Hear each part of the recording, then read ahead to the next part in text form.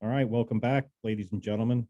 Tonight I have Steve Stockton on, and we're going to talk a little bit about Krampus, the history of it, where it originated from, and why, what it's all about.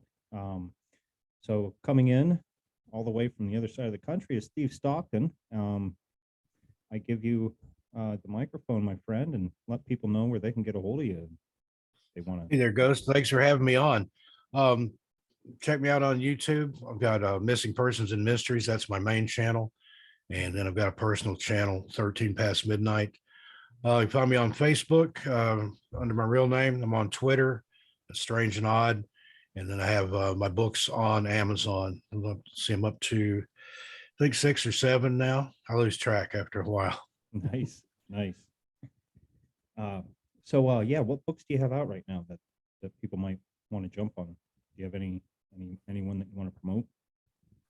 Or I mean, heck, promote them all. The latest one is, let me reach back here and grab it.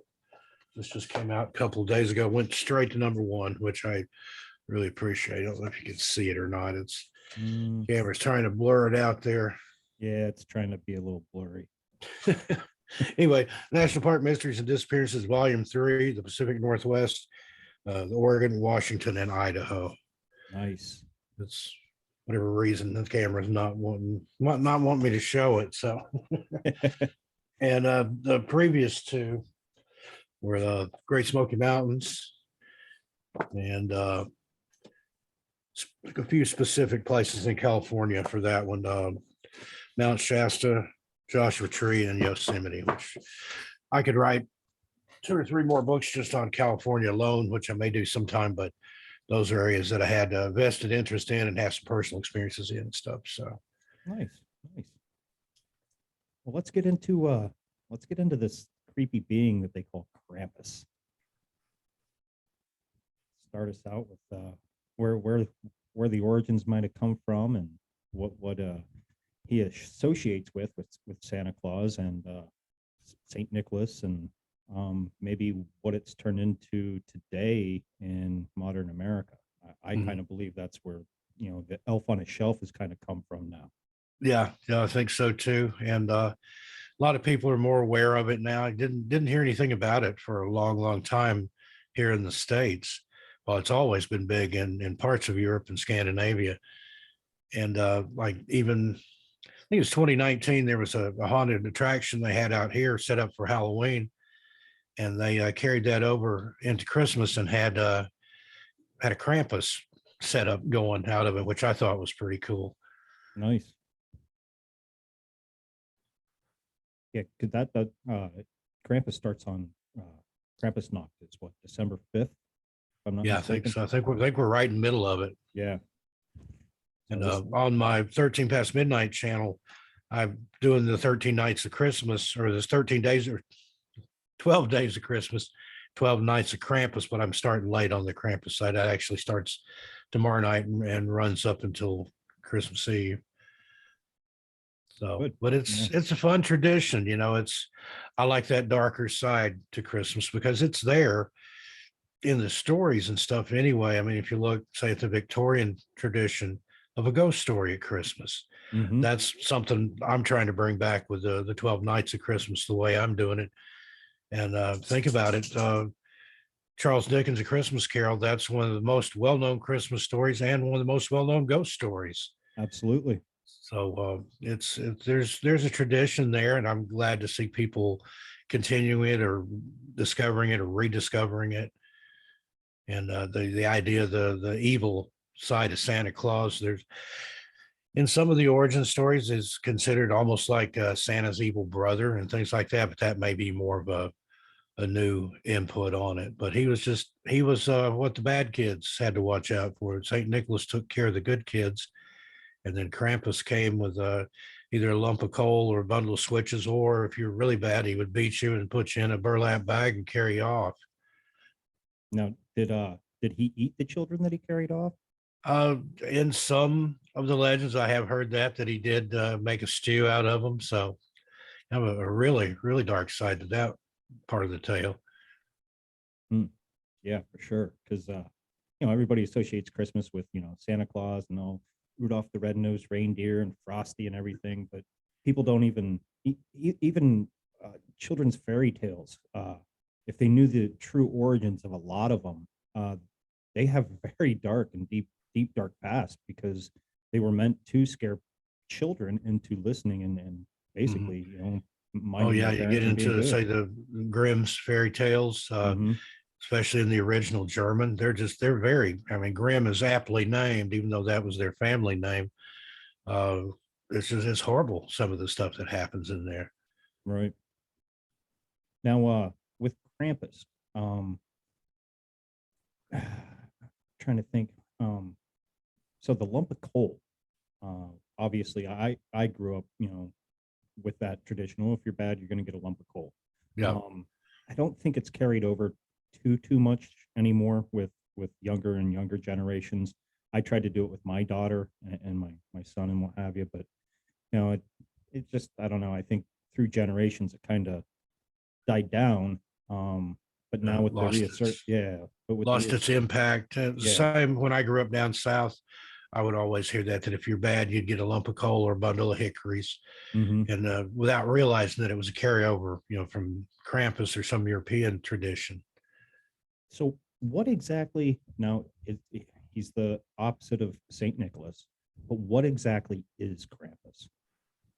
He's some sort of creature, almost a cryptid-like character, kind of. I've heard him almost described as a type of a skinwalker or wendigo, maybe Mm, from the native traditions, but then an alpine version of that.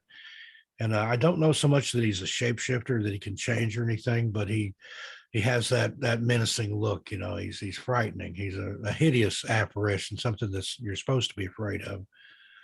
absolutely. Now, what's with the tongue hanging out? Now, I know that has a lot of other symbolism to it. If you want to go down like a cult type uh, pictures and stuff like that, but I Mhm. noticed a lot of drawings and what have you, like the older ones. His tongue's always hanging out. Yeah, I don't know if that's ascribed to like what he uses to like to drink the blood of the children, if that's kind of what that's pointed to or not. There are vampiric legends that are like that. In the Philippines, they have a beast known as an aswang. That's their version of a vampire. It separates at the waist. The top half flies around at night and attacks people. But instead of biting you with fangs, it has a long pointed tongue that it uses to pierce your skin and drink your blood. Hmm. Yeah. So maybe come kind of something along those lines. I've never really heard as to what the purpose of the tongue hanging out is for, but it's part of the original image. And like you said, some of those old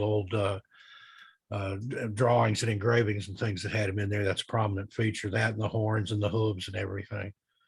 Now, I noticed like when I bring this up with my wife and maybe some other people, they're like, "Oh man, that looks demonic." Mhm. Is there a demonic uh kind of side to it, or I think there is. I mean, if it's kind of the whole Saint Nicholas and then Krampus thing, the yin yang, the good and the bad, the light and the dark. And yeah, I think he's definitely evil and of a demonic nature. I mean, he looks like a demon from hell. It's something that I would could conjure up, reading stuff describing some of those the lesser demons, especially. That's what I imagine some of them to look like. right? I Have you ever watched any of the parades that they do over there in some of these European countries? I mean, these guys that Yeah, dress up as Krampus, I mean, they're really those. yeah, they're s- really into. They have I forget what they call it in Germany. It's like Krampuslauf or something like this with Krampus run. Mhm. And literally through the parade, the guy that does Krampus will chase the children Yeah, and he's through the actually streets. swinging the Yeah. the vines and what have you, and Yeah.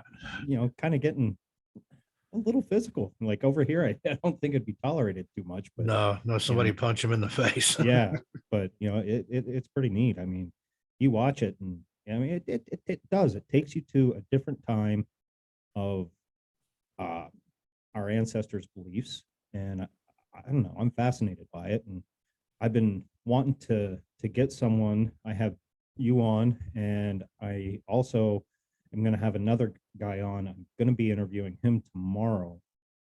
He's going to dive into maybe more of the occult symbolism that's Yeah. used behind Krampus. So I'm fascinated by the whole thing, because people look at me and I'm like, you know, you're sitting here saying Merry Christmas. It has nothing to do with Christ. It's a very pagan holiday.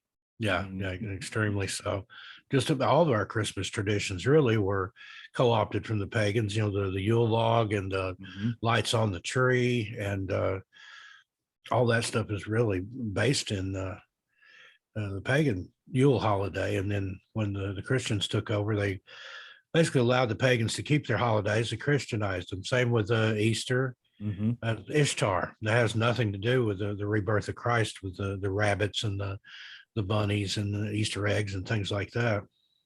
No, not at all.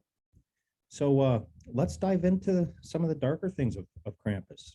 Let my audience know, give a breakdown. The floor is yours.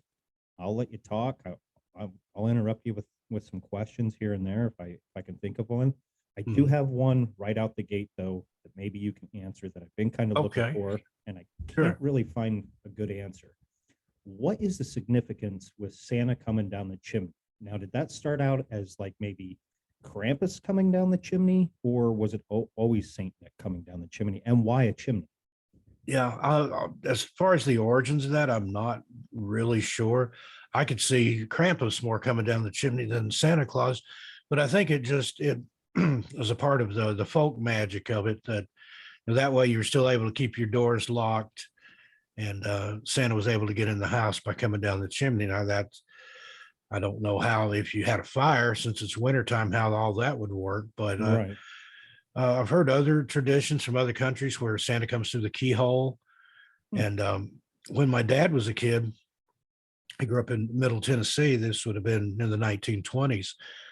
Their tradition was, instead of mailing a letter to Santa, they put it in the wood stove or the fireplace, and Santa was supposed to be able to recover the ashes and the smoke and read the letter that way. Hmm. That's interesting. I It's never heard that. some regional, yeah, it's a regional thing. I'd never heard anybody other than my dad talk about that. But instead of mailing their letters to Santa, they burned them in this wood stove. Oh, that's kind of crazy, because then, kind of And ties I in with, guess they didn't have a fireplace. I guess Santa came down the wood stove. I never really asked about that, but yeah. And like even now, like I burn oil and hot water. So like you come down my chimney, you just going, you're not going anywhere. Like you can't, you couldn't get out. yeah.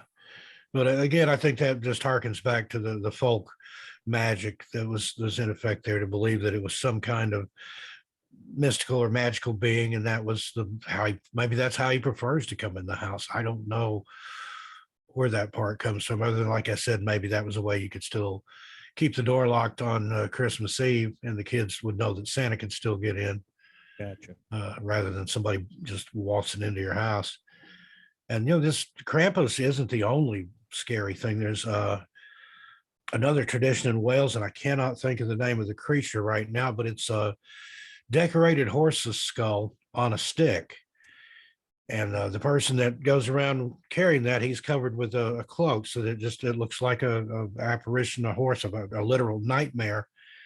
And it goes around door to door. They knock on the door, and then it's almost like a rap battle that takes place. It says a rhyme or sings a song, and the people in the house are supposed to either answer back with a rhyme or a song, or they have to give up and let the horse and his procession. There's a dozen or more people that follow along with him. They come in and have drinks and snacks.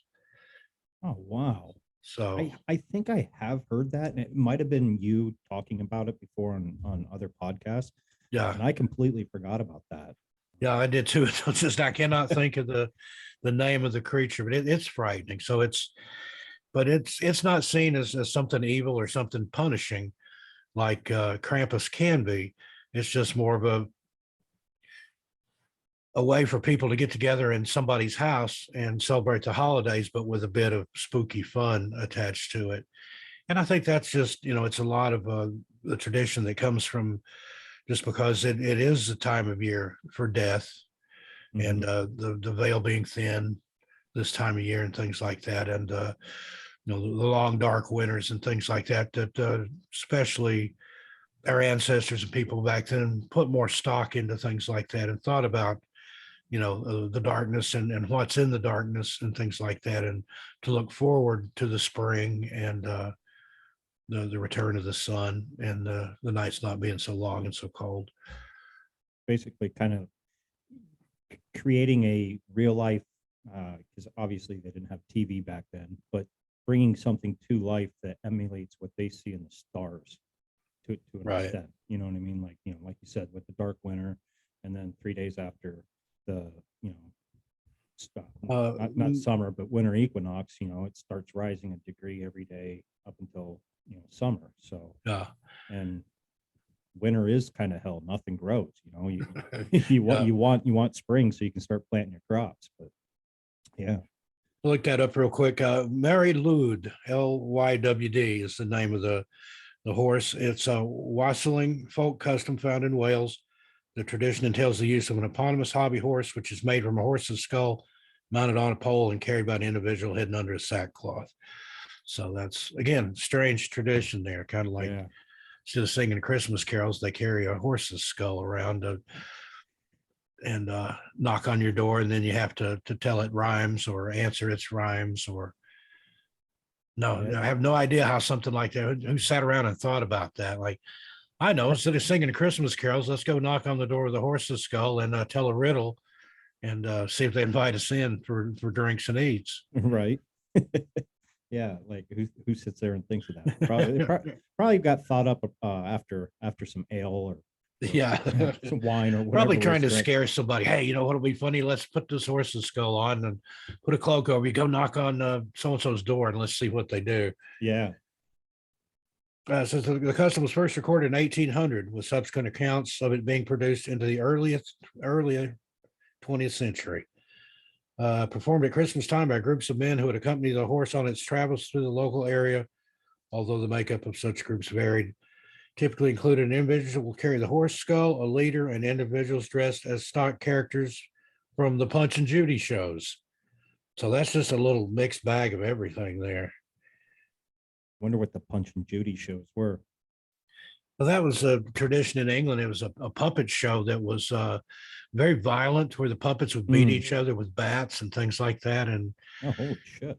kind of a twist on, like on the Simpsons, they have the Itchy and Scratchy show. It was kind of like that, but performed in public on a little stage with a curtain. And I don't know if they still have those or not, but historically, it was kind of like a kids show for adults, if that makes any sense, because we have some stuff like that still, Right. I think, with some of these cartoons and things. But I don't know who the characters were other than Punch and Judy, because that was the two names of the puppets that was involved. Kind of a slapstick humor type thing. Yeah, definitely. Interesting though. Very interesting. So yeah, let's get into some dark stories. Especially this time of year. I love it. And I've heard stories of where Krampus supposedly actually appeared to people, not somebody just dressed up, but they would find some sort of creature or cryptid had entered the house. And I read a story a couple of years ago. It was an older story from I think sometime in the 1800s, where a guy had heard something downstairs, got up, and his wife was joking, maybe it was Santa. But when he got down there, it was the Krampus creature as described, messing around in the house. And I think he got scared, ran back upstairs and got a pistol or a rifle or something. But by the time he got back downstairs, it was gone. Now, is that a fever dream? Was it somebody playing around and almost got shot? Or is it some sort of tulpa? The Native Americans believe heavily in that if you think about something, or even to talk about things, that you can create a thought form or tulpa, that you can actually bring it to life. I've read some really interesting stuff about things that have started out as maybe a creepy pasta or just an internet legend, and then people actually started seeing it. And probably the earliest one that I've ever heard story like that dates back to Walter Gibson. He was the guy that did the old shadow stories back in the pulp magazines and the radio shows back in the 30s. who knows what evil lurks in the hearts of men? The Shadow knows. Shadow was like a detective crime fighter type guy named Lamont Cranston. He wore a slouch hat and a big overcoat with a collar turned up and had a ubiquitous red scarf. Well, Walter Gibson, the man that wrote those pulp stories and radio scripts, he was just a fanatical writer. He had like 6 typewriters, and he would go from one typewriter to another, and turned out literally hundreds of these stories over the years. And they he lived in Greenwich Village in New York in a townhouse, and people would come over for dinner, and they actually started seeing the Shadow, somebody dressed as the Shadow, like upstairs in the galley and things like that. And they asked him, like, Walter, what'd you do? Hire somebody to dress like the Shadow? There's a guy upstairs running up and down the hallway with a slouch hat and a scarf. And he said, no, he called it a thought imprint or something like that. And he said, literally, I've sat here, I've written all these stories, I've poured blood, sweat, and tears into these books and radio scripts, and I created him. It's something from my mind, from my thoughts, that I actually somehow brought forth. And to this day, that apartment is haunted still. And that's one of the things that they've seen there is somebody dressed like the Shadow. Wow. They covered that on trying to think of what show it was. Anyway, it's been investigated by some of the big names Hmm. in years back. And I believe stuff like that can happen. Some of the stories I've written about and talked about from Native American lore, I've had elders in the tribe admonish me for talking about stuff. There's like, there's things that we don't talk about. There's things that we can't name. There's things that you shouldn't even think about because you give it energy, you draw it to you. So I guess if you sat around and thought about Krampus hard enough and had enough people doing it, if the idea of a tulpa or a thought form is possible through whatever means, then there you go. Somebody could manifest one. That makes sense because it happens with a lot of these mythical and mystical beings. You talked about the Native Americans. I think it has to deal with the skinwalker, but it's called something different. And like the native tribe won't even speak its name, because if they speak its name, it comes to fruition. And it's kind of like how you get the Bloody Mary or Yeah. Candyman, all sorts of All stuff kind like of that. ties in together there that you can call stuff to you, even unwillingly, just by playing around with it. But Right. again, that's probably a cautionary tale. A lot of the Cherokee legends and things that I've studied, that's tends to be what it sounds like, kind of again like Krampus or something. It was something to make the kids be quiet at night and stay around the fire, stay around the home or whatever, not venture out into the woods, because there are things out there that will catch you and eat you, whether it be some sort of cryptid or a bear or a big cat or something like that, or a human predator. Absolutely. It, back then, it wasn't like living like it is now. You got cars out going all the time. Mhm. Most of these villages were basically in the middle of nowhere. Kind of congregated close, but surrounding them was nothing but woods. And you go in the woods at night, I don't care if you believe in anything, it's creepy. It is creepy out there. And I mean? then some of the stuff that I deal with on my YouTube channel, the disappearances, the people that vanish without a trace. I mean, and then the scent dogs will lay down because they can't pick up the scent. Maybe they'll find their shoes or something like that. Just literally, maybe walk ahead of a group or get left behind, turn a corner, and they're never seen again. That's so incredible to me. And what I find so fascinating about it is how can a human just disappear like that? I mean, yeah, there are people that die through misadventure, falls, and drowning.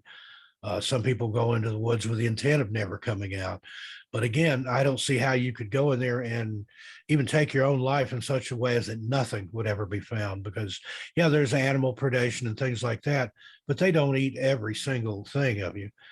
I know No. a lot of times in these missing person cases, they'll check bear scat and things like that to see if there's any human remains in it. But, their clothing, the bigger bones and things like that, I don't know. It's just it's creepy. And I guess the even stranger part is the ones that are found a short time later in places that have already been searched, Hmm. or say somebody's been missing for 2 months. When they are found, usually deceased, they only look like they've been in the woods for a couple of days.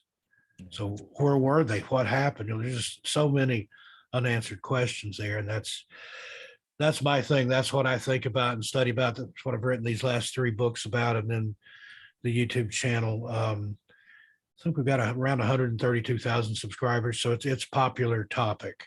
Oh, nice. Yeah, it is because, I mean, you got the missing 411 that, Yeah, that people talk about, and it is weird how a lot of them do uh, tend to populate in national forests. mhm. But at the end of the day, until we witness what's actually going on, we can only Yeah. speculate to it. Well, there's even dark theories about that. Particularly parks like the Smokies and things. There's rumors and conspiracy theories that there are wild feral people, cannibals, that live in the mountains there. And that's one of the reasons why that location was designated as a national park, to kind of fence it in and keep the keep those feral individuals from getting to everybody else. And Right. if you look at the clusters that David Paulides has found of where missing people tend to happen in more occur more often, it's mostly within national parks. Yosemite's got one of the biggest clusters of them all, Hmm. and it's not even the most visited national park. The Smokies gets around 12 million visitors a year, and there's only a handful of missing people there that have never been accounted for. But Yosemite, it gets maybe half that in visitors in a year, but there's literally dozens of people missing from there that no trace ever been found for a lot of them. And that could tie into maybe the Native Americans cursed the ground for the Yeah, future. there's a lot of that that goes on, particularly out in the Southwest, the Four Corners area, for Skinwalker ranches and things like that. There was several different shaman or medicine men out there that were kind of at war with each other, and they were hurling curses back and forth. So right there in that one area, you've got the Navajo, you've got the Ute, you've got the Sleeping Ute, you've got the Hopi, the Apache, and they all like at one time were fighting with each other. So that accounts for the curses there and stuff. And according to their lore, that's why they still have problems there, still see things there. It makes sense. You know what I mean? I tend to believe the Native Americans and even up in Canada with First Nations tribes. I think they're way more connected spiritually to what we are and how we are Definitely. connected to the Creator. So, yeah, I mean, And same with the eastern band of the Cherokee. Anyway, they have some of the same legends. They have tall, hairy giants that they used to fight with that they now have peace with, and that's basically their version of Bigfoot.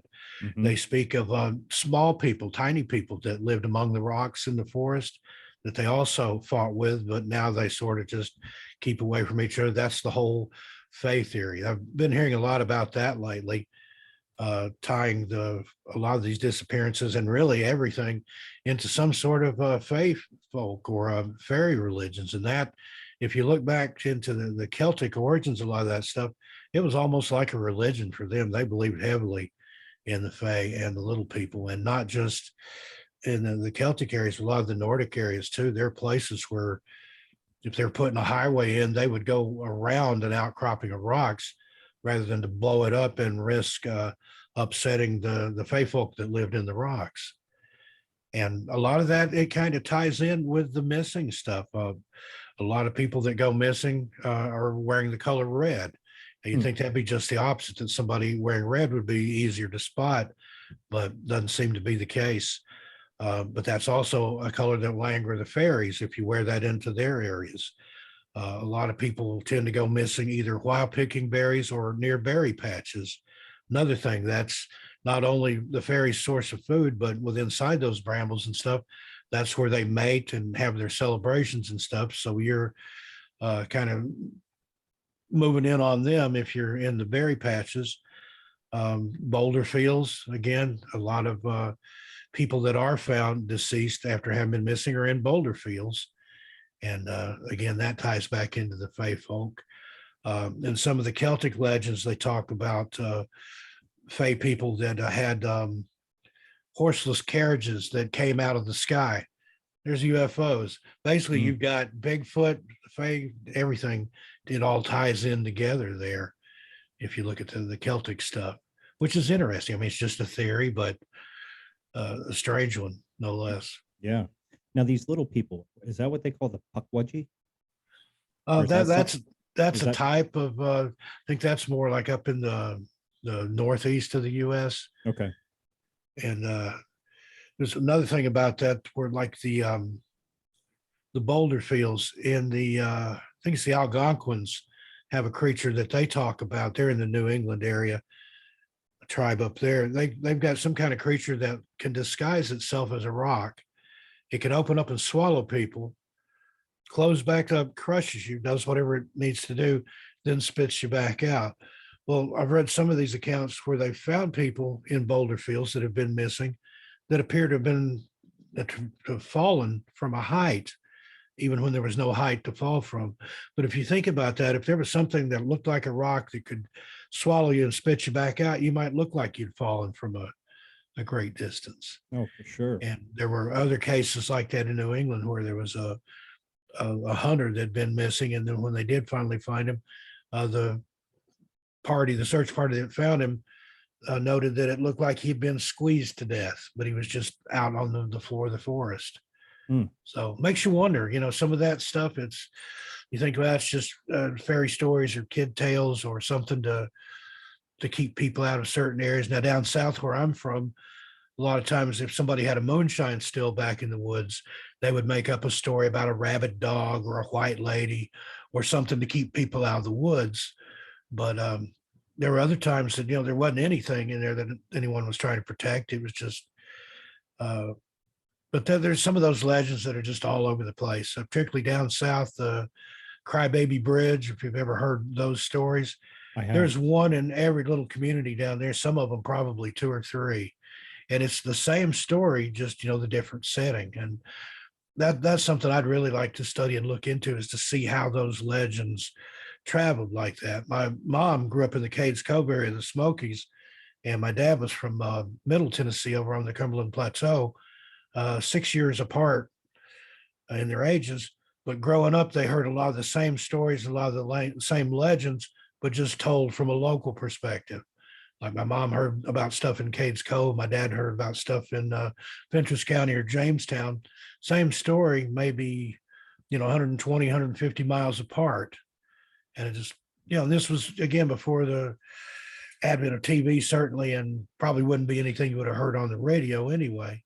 Right. So have those stories travel like that. I think that would be interesting. There's probably a college paper in there on that, a thesis.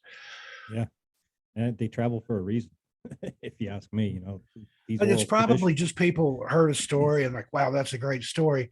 And then when they went to retell it, they're like, well, if I tell it about so-and-so's bridge in Cades Cove, the people here in Scott County or Fentress County won't know what I'm talking about. So I'll substitute this local area. If I say Wright's Bridge, which is on the Cumberland River here, then they'll know, instead of me naming some bridge on the other side of the state that they never heard of. So that's kind of, I think, one of the things, how that, those particularly the urban legends and the tall tales and stuff like that, how they get switched from one area to another. Same story, just people change the location to give it more local interest and flavor. Because that was, particularly in the South, there's just a great oral tradition of storytelling there. That was, before TV and radio and things like that, people sat around the fireplace or the wood stove and told stories. Yeah. And I guess the more interesting story you had, the more you could entertain your audience and the more you got invited back. Oh, it's still done now. I mean, you go on, on a camp trip, it's not uncommon for, ghost stories to start flying around. Campfire stories. Yeah. And up in I can't remember the little name of the town, the little town of the name of the little town there in Tennessee, Jonesboro, historic Jonesboro, they like you to say. They have the International Storytelling Center there, and every October they have the International Storytelling Festival. And I've never participated, but I've been and listened to it several times. Fascinating, and they have people there from literally all over the world come in and tell folk tales and things like that. Just fascinates me. That would be fun to attend. I know I would enjoy, hearing different tales and different, folklore from all around the world and what have you. Yeah, I'll have to write and that down. that's what I enjoy about some of the regional podcasts and things like that. You get to hear local stories of similar things, or sometimes things you never heard of or never even imagined. Say you're in Pennsylvania. Hmm. You ever listen to Strange Familiars with Tim Renner? I do. I love that podcast. It's one of my Yes. favorite, and he's good at digging up some that I've never heard of anyway, like the Albatwitch and the Flannel Man and some of Mhm. that stuff. I actually had a story that somebody had given me about 16 years ago, had related to me it was in my first book. And it turned out to be a Flannel Man story, but I'd never heard of that entity or didn't know anything about that until just relatively recently, maybe 4 or 5 years ago, when I started hearing those stories about the Flannel Man. And I thought that was a Flannel Man story, but it was from somewhere in Tennessee. Yeah, that's crazy. Yeah, Yeah, actually, he doesn't live too far from me. He's probably about an hour and a half from where yeah, I'm from. I'm about an hour north of Harrisburg, and he's down, I believe, yeah. around the York area, somewhere down below in there. And that was one of the surprising things to me, just how much folklore and cryptids and things there are in Pennsylvania. So very, very active places up there. Of course, everybody knows about Gettysburg and the ghosts and things there, but there's a lot of smaller, lesser legends and monsters and creatures and stuff there. I've got plans to move back east at some point, and when I do, I've got Pennsylvania is on my bucket list to get up there and prowl around and check some of these places out. Yeah, it's a beautiful state. Very humid in the summer, Yeah, but yeah, and there's a lot to do with the Susquehanna River as well, and with it laying, or I think on the 40th parallel, and it being one of the oldest rivers in North America, actually. So yeah, there's another podcast out there that he talks about a guy named Michael Wan, and he does some fascinating research into the Susquehanna River and with Susquehanna alchemy, and it's pretty interesting. yeah. And then you've got stuff I never knew, and it's been in my backyard for yeah, and I forever think almost. Lon Strickler, isn't he from Pennsylvania too? Yeah, I think he's from Western He Pennsylvania. does the Phantoms and Monsters stuff. He comes up with some good stuff too. Hmm. Yeah. So a lot of his are not in Pennsylvania. I know he was talking about like the winged humanoids that they're seeing now around Chicago. There's like a Chicago or an Illinois version of the Mothman or something like that. Anyway, Hmm. so it's fascinating stuff. Yeah, definitely. What other stories you got? Well, let's see. I'm trying to get us back on track, get back Yeah. toward Krampus and Christmas. I'm all over the road. That's just That's all right. usually where I'm most comfortable anyway. That is very okay for this podcast, because any guest I usually have on, tangents are very welcome. Yeah. But I'm trying to think of more stories that I've heard about Krampus or Christmas legends or things like that. But again, like we were talking about, I am glad to see it as a returning tradition, or maybe it's a brand new tradition here in the States. Because, like I said, growing up, I never heard of it or anything. I remember once when I was a kid, my parents were antique dealers, and they had bought a big box of Christmas decorations that were turned out, I guess they were made in Germany or something. And in the box, along with the Santa Claus doll and all this stuff, there was a devil demon looking doll and just an evil looking thing. And I thought, what kind of Christmas decoration is that? And turns out it was Krampus. I just didn't know it at the time. Oh, wow. And I got rid of it. It was scary looking. Of course, I was maybe 7, 8 years old or something. And they gave me they were getting like the glass ornaments and things out of it, and the stuffed looking things they let me keep. So I kept the Santa Claus, and I think there was a reindeer, something in there, and then this devil looking thing, and I just I throw that away. Now you But probably wish you had it. yeah, I'd love to have it now.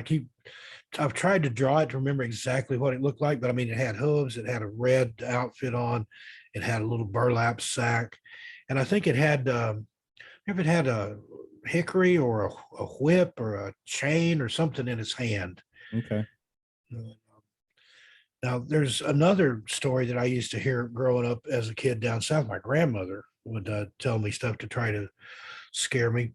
There was a person or a creature, whatever you want to call it, known as Rawhead Bloody Bones. And it was some sort of monstrous entity like that. Kind of the same thing. It carried a cloth sack with it, a burlap bag.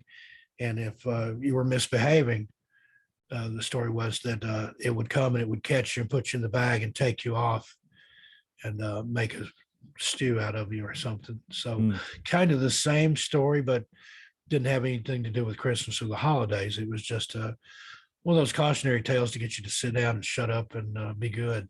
right. It's funny how the burlap bag and taking children into the woods comes up over and over in different cultures. Like with the Kwakwaka'wakw tribe up in British Columbia, Vancouver, British Columbia. I had Tom Seawood on, and he refers to the woman of the woods, and she would do the same thing. Mhm. If you were misbehaving, she'd put you in a burlap bag, take you in the woods, and basically eat you. And it's like every culture has something similar to Something that. with a burlap bag or some kind of sack Mhm. that's going to come and get you and carry you away. Yeah. I don't know what the connection is or why there is a connection to burlap bag, but Yeah. Just, I think that was just such a common thing, particularly farm country and things back there, because a lot of the stories like that where I've heard them that have had something to do with the burlap bag, it was from a farming community or out in the hills somewhere. And um, I think originally feed sacks and things like that were how you got the burlap bags, and then they reused everything. I've mhm, seen pictures and read accounts of women sewing dresses out of burlap sacks or repurposing them into curtains and stuff like that. And you grew up on a farm, particularly during the Depression or the Dust Bowl era. So with that, you reused everything you had. There wasn't any such thing as garbage or waste, no, and especially something like that had a value to it. Not sure what else. I'm not sure if I know the flour and things like that came in like a cotton sack, and I've heard of people making curtains and even underwear and stuff out of those. But anytime that I've heard about something coming after children, it was particularly a burlap bag. I never did hear of any other kind of sack or a bag or anything being used. it could be because they were durable too. You know what I mean? You could fill them with potatoes and they're not going to rip. Yeah. A big burlap bag full of potatoes probably And then outweighs a just small child. the idea that texture, they're very rough, and Hmm. burlap takes the hide off of you Yeah, if you're not careful with it. And so I guess that was the idea of being stuffed down in that bag as burlap and dusty and prickly, just to add a little nuance to it, just to make it a little more frightening. right. I'm going to put you in a comfy cloth bag. I'm going to put you in a burlap sack and carry on. Yeah. The things we make up just to scare kids to keep them to listen. It's almost it's I don't know. You think about it nowadays, it's like, man, if I would have done that, I probably would have, you know, probably had child services called on me if I told some of the stories Yeah. that were told back then. It's like, Yeah, man, the times are different now for certain. Just and when I was a kid, I was born in '63, so grew up in the mid to late '60s, early '70s. We played outside. Street lights came on. It was time to go home. If you even lived in an area where there were street lights. hmm, Earliest part of my life, I didn't. We lived out in rural East Tennessee and on a country road. And just when it got dark, it was time to come home. So right. summertime, you might not have to come home till 9 o'clock at night. And I was like just a little kid, 7, 8 years old. We had a little over 26 acres out there. Only about 5 of it cleared off. So those woods were my paradise when I was a kid. And I wasn't afraid in the woods. Enjoyed being in the woods and learned a lot of woodcraft and wood lore and things. But now, after doing all the research that I've done and reading about these people that are taken in the woods or disappeared in the woods or had something strange happen to them in the woods, I don't know. I think twice about it now before going out there. Oh yeah, definitely. You know, I was a couple weeks ago. I've mentioned this before on the show. I like to forage for gourmet wild mushrooms, Hmm. and I went up to this place where my wife and I like to take the dogs to hike, and it was kind of a dreary day. I mean, it wasn't raining, but it was chilly and just overcast, not much sun. And I'm heading down the trail, and I turn the corner, and I'm going down, and it's dark. I mean, it's still light, but I mean, it just had this dark feeling to it. And for whatever reason, I was just like, I got this really uncomfortable feeling. And normally I don't. Very comfortable in the woods. Mhm. And I was like, you know what? I think I'm just going to back out and, go back to the car and call it quits. I only had maybe not even a half hour of daylight left anyway. So it wasn't like I was wasting too much time, but I don't know. It was just weird. And we had a small experience up in there with our older dog. Um, we came across a rock cairn, and it probably was man-made. Might not have been, who knows, whatever.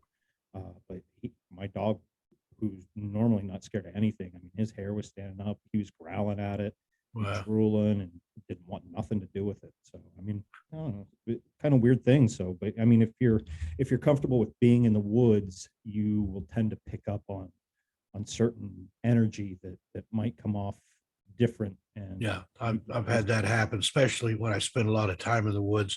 Sometimes there were places, and it might be a place you'd visited before a dozen times, but that particular time it just felt off. It didn't feel right. I felt like that before, where you felt like you were being watched or something. And a lot of times, a larger predator, an apex predator, will make you feel that way. If there's a bear or especially a big cat, mm-hmm. you kind of, something still in your DNA, I think, kind of picks up on that, and you may not really know what it is. Like, I don't need to be here. And another thing that I've always found very discomforting is when you're in the woods and everything suddenly goes, I mean, just absolutely still. There's no bird, no wind, nothing. It's like somebody just turned the volume knob down and you're in a vacuum, or you've gone deaf or something. I've had that happen, like up in the Smokies in a couple areas. And when that happens, I always like turn around or go a different way or do something. Because then just within a few minutes, the sound comes back. You hear the birds, you hear the water, maybe traffic off in the distance or something. But Mm-hmm. I don't know what that's all about, but that's a real creepy feeling.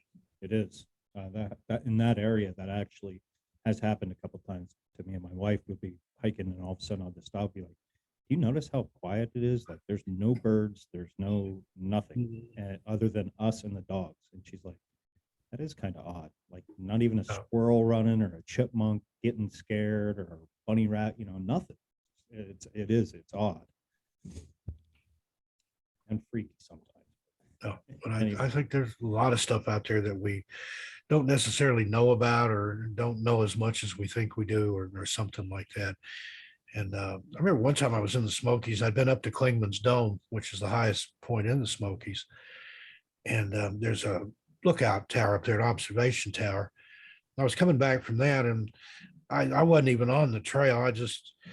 To me, certain areas of the Smokies like that, the trails are for tourists. They're crowded. There, people all over the place. And if I had a compass or GPS, I was happy just going off trail, going through the woods. So that day I was coming back down off of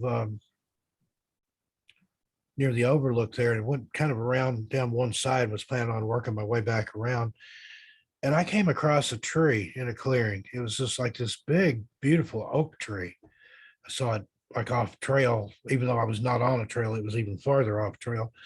And I went over there to this clearing, and there's not really even any oaks up there. I think there's some red oaks up near that level, but it's high enough. About the only thing up there is fir, I think. But this tree, it didn't even look real. It looked like a Disney tree, like the Imagineers had made this tree and put it in there. And in the afternoon, the sunlight was filtering in through the other trees and stuff, and it was just lit and it looked so magical. And I'm standing there and I'm looking at this tree, and it was big. I mean, it would take several people holding hands to get all the way around it. And I'm like, why have I never noticed this before? Why have I never seen this? Of course, it was way off the beaten path.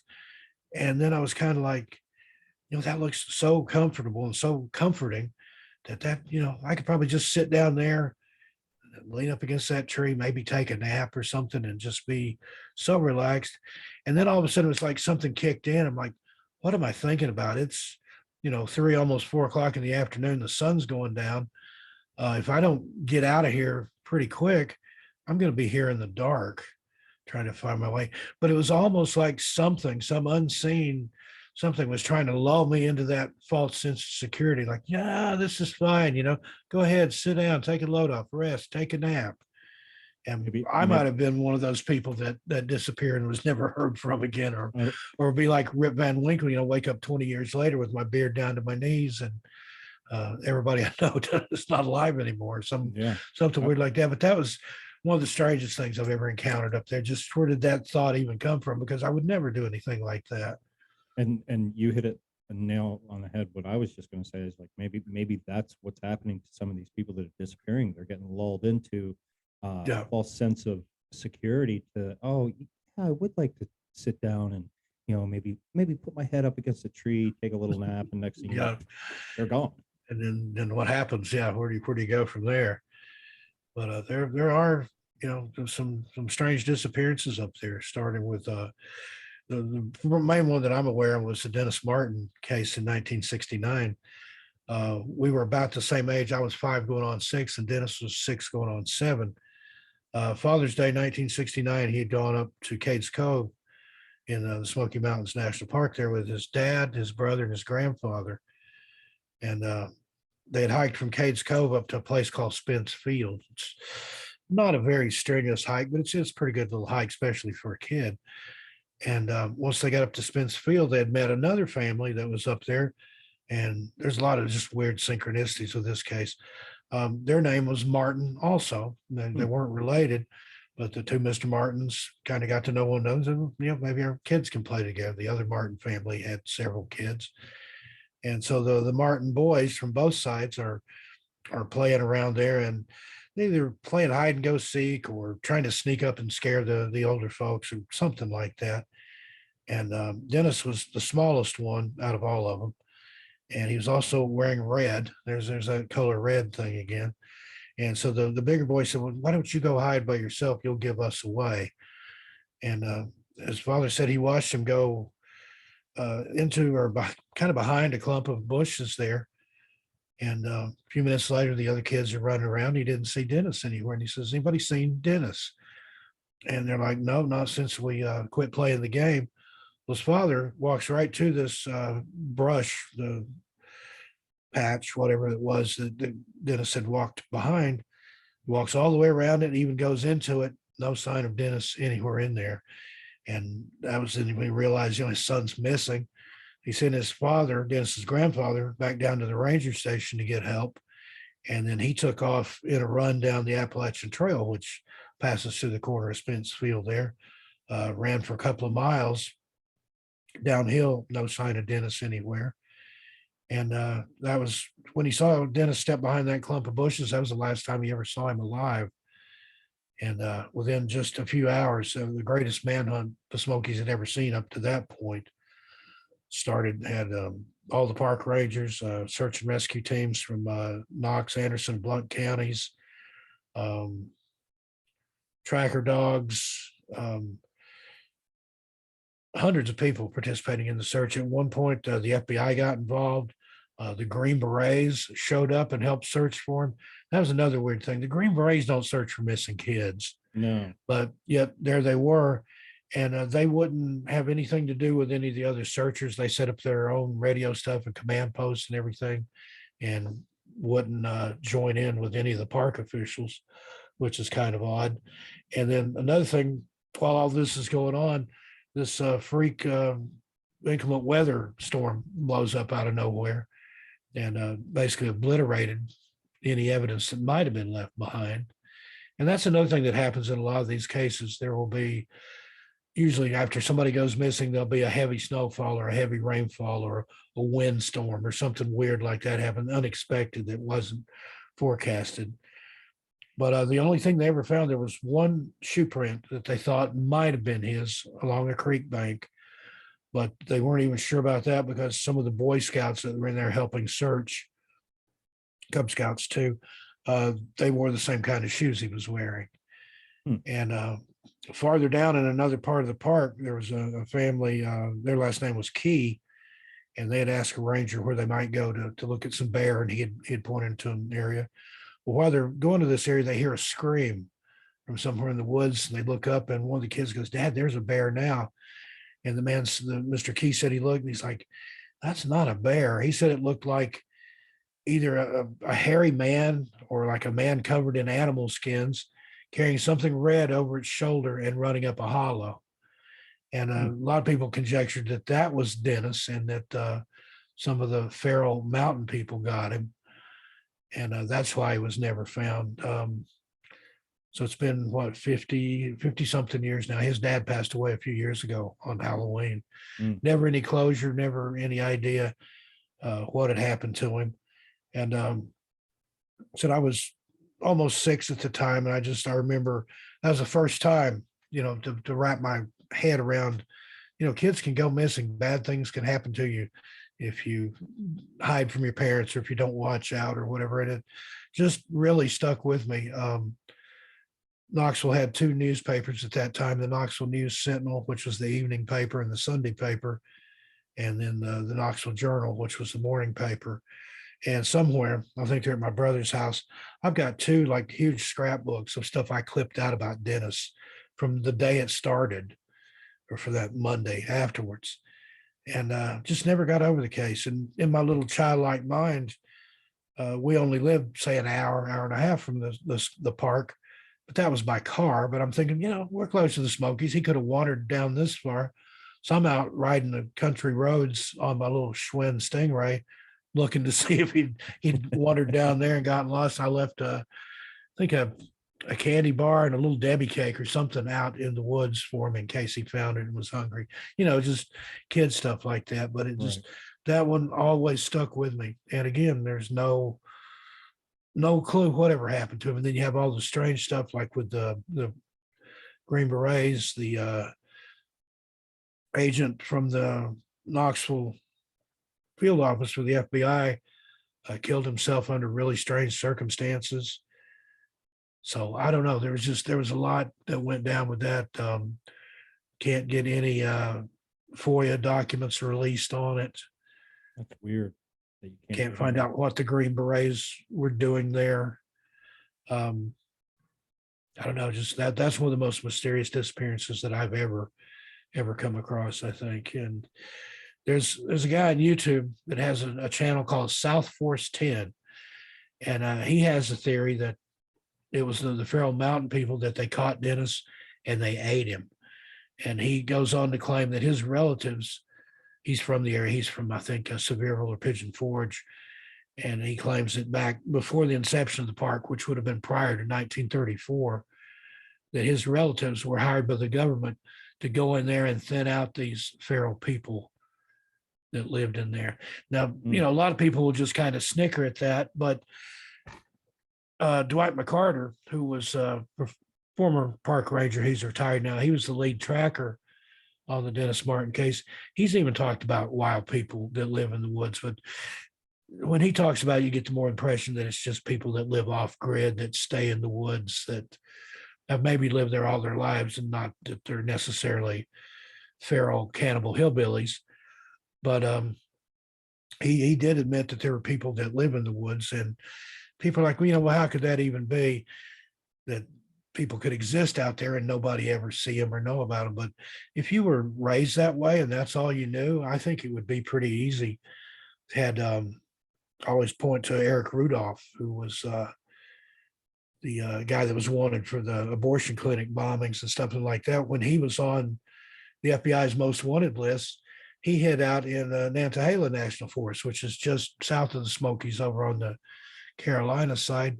This was a person with no real knowledge about wood lore, survival, or anything like that. He just took off into the woods and managed to stay there for, I think it's almost 6 years before they finally caught him.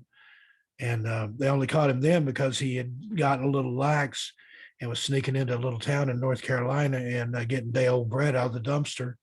Rookie deputy saw him and recognized him from the wanted poster. So if somebody like that without any real experience could stay in the woods and stay hidden for that long, I think it'd be easy for somebody that had been raised that way or that had a lot of skills in wood lore and things like that, woodcraft.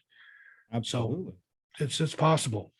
You know, you could even take that into like Bigfoot. I mean, you know, they're so well adversed in their environment that you know you walk right by one and wouldn't even see one. It's no different than, you know, like you're saying with Feral Mountain people.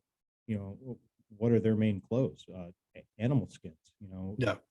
an animal naturally blends in with its environment, and that's natural camouflage. I mean, and Yeah.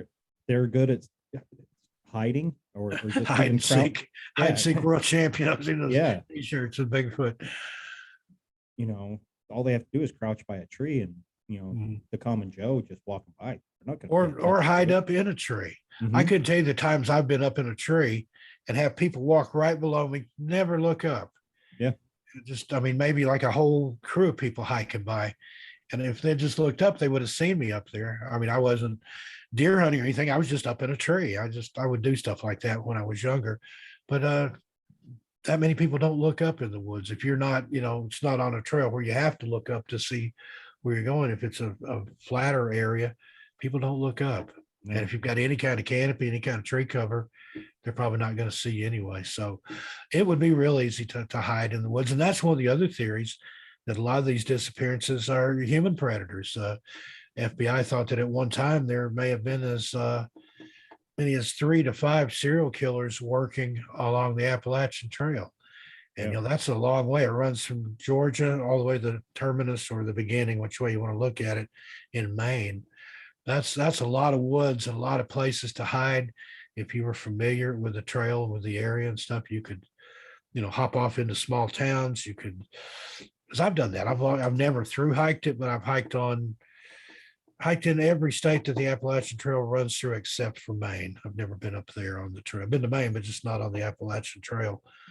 But there's some desolate places. But then next thing you know, like say I was hiking one time from Georgia up to the Smokies, and I passed through or beyond the Smokies, passed through the trail there at Damascus, Virginia, and I got off the trail. There's a little like a trail angel station there. People that hike the trail know they can get off there and get supplies and a hot meal and shower and water and stuff like that. And just right next to Damascus, it's just a tiny little community. But right next to that is Abingdon, Virginia. And just down the road is Johnson City, Tennessee and stuff. So you could do all kinds of things in a city, even hop back on the trail and just move up and down the trail on foot without anybody having any idea you're anything other than a hiker. Yeah. And you hear, and I give some of these women, they have bigger kahunas than I do, because they'll hike the whole trail and not have any real big form of protection, you know, and I think that's one thing that has always deterred me from wanting to hike it from beginning to end, is you can't carry a firearm in every one of those states. Yeah. You know what I Well, mean? somebody was telling me that had changed now, and in most of the national parks, you can carry a sidearm. I'll have to look, and it might be subject to local laws or something like that. But I heard that recently that you can Well, carry that's in the good national though. parks now. So that'd be a good thing. Yeah. You know, But one of the most important things I think you can get now is those little satellite, the personal locator beacon. mm-hmm. They're a little on the expensive side. I think you can get into a cheap one for around $250. But if you've got one of those and you manage to be able to trip it, I mean, something could happen to you and you couldn't set it off. But once you set that off, it announces your location via satellite to the emergency services and things like that, and they can pinpoint you to within just a couple yards, I think. Yeah, yeah, they're handy. And if I don't know if you're gonna invest the time to do a big hike like that, I Yeah, think might as well two spend the money for $300 something like that. Yeah, that's nothing to is worth my life. terms of safety.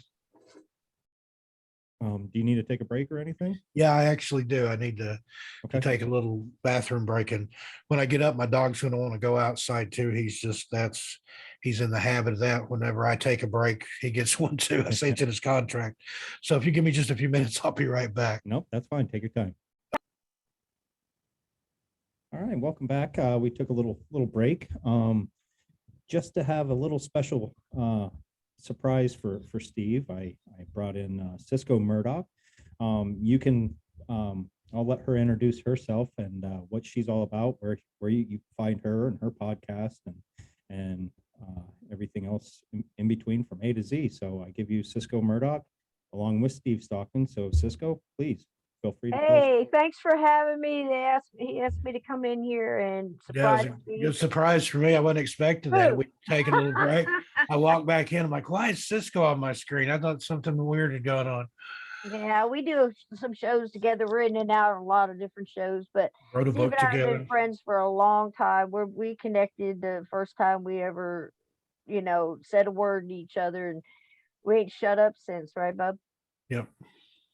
And have a Good. lot of fun. I run a podcast called Journey Through the Gate Paranormal Portal Podcast on YouTube, and we go live on there Sunday nights and Monday nights at 8 p.m. Eastern. And Steve is my all-time buddy on Monday nights who do just, grab bag kind of paranormal, supernatural, cryptid, all that kind of conspiracy. It might be whatever. Sometimes we just sit back and have a good time with the chat and throw up ghost pictures and say, what do you think? It's fake or not fake? I don't know. I can't, you know what I mean? Tell stories. It's just a good old time. But we wrote a book together and had fantastic experience doing that. We've done so much, but the biggest thing I think is just trying to figure out what's going on with all this. And, something's going on, obviously. People are missing out of, national parks. You got alien, this, UFOs, Bigfoot, ghosts, all kinds of exciting stuff out there. And most of the time, people miss a lot of the deep miracle part of it. We Mhm. get so caught up in the science and try to figure out, why and can I make it happen again or whatever. And I'm just, one of those people that have had experiences and I'm just still caught up in the whole magical miracle of it all. I mean, you telling me, loved ones can pass and come back in our time of need or when we don't even know we need and give us little messages and boost us on this journey. And, you know, uh, other people can come back and still haunt a battlefield such as Gettysburg or Fredericksburg or Antietam or Fort Monmouth, whatever. Battlefields all global, you Yeah, know ghosts and things are all around us all the time. And some of the best stories can be found in just everybody's every day, if you're looking. absolutely. Yeah. And So, for the listeners, we started out with a little Krampus talk, and it kind of segued into what this next section is going to be about. It's going to be about all things spooky, maybe related to this time of year, maybe not, but I think it's just going to be one of those magical journeys where the energy tends to go with this show. I never set a guideline on exactly what we need to talk about. I always feel what needs to be talked about always comes out. And I had talked to you the other night, Cisco, that in the past year, I had kind of found out that what I was kind of dealing with, I'm an empath, and I really pick up on energy, and like like when I get over like a sensory overload, usually I'm like in a supermarket, and next thing I know, there's I hear everybody around me talking, like "Pop, pop, pop, pop," and I'll get a look on my face, and my wife kind of freaks out because she goes, "You get that 1,000-yard stare, like you want to kill everybody in here," and I'm like, "No, I'm overloaded. I need to get out of here." And I've learned or am learning how to better control that with some breathing techniques, and realizing what I used to play around. Like I used to play around with my chi back in the day, and I've really started kind of playing with that again, and you know, realizing that because we are energy beings, we can control our levels of energy and vibe high to vibe low to vibe neutral, where we need to be, and deflect that negative energy and accept the positive energy. So I thought it was fascinating when you said, mention about being, empath and what have you. And I was just like, oh, thank God, someone else maybe can Yeah, Steve is point my too. dumbass in the right Steve is direction. too. Yeah.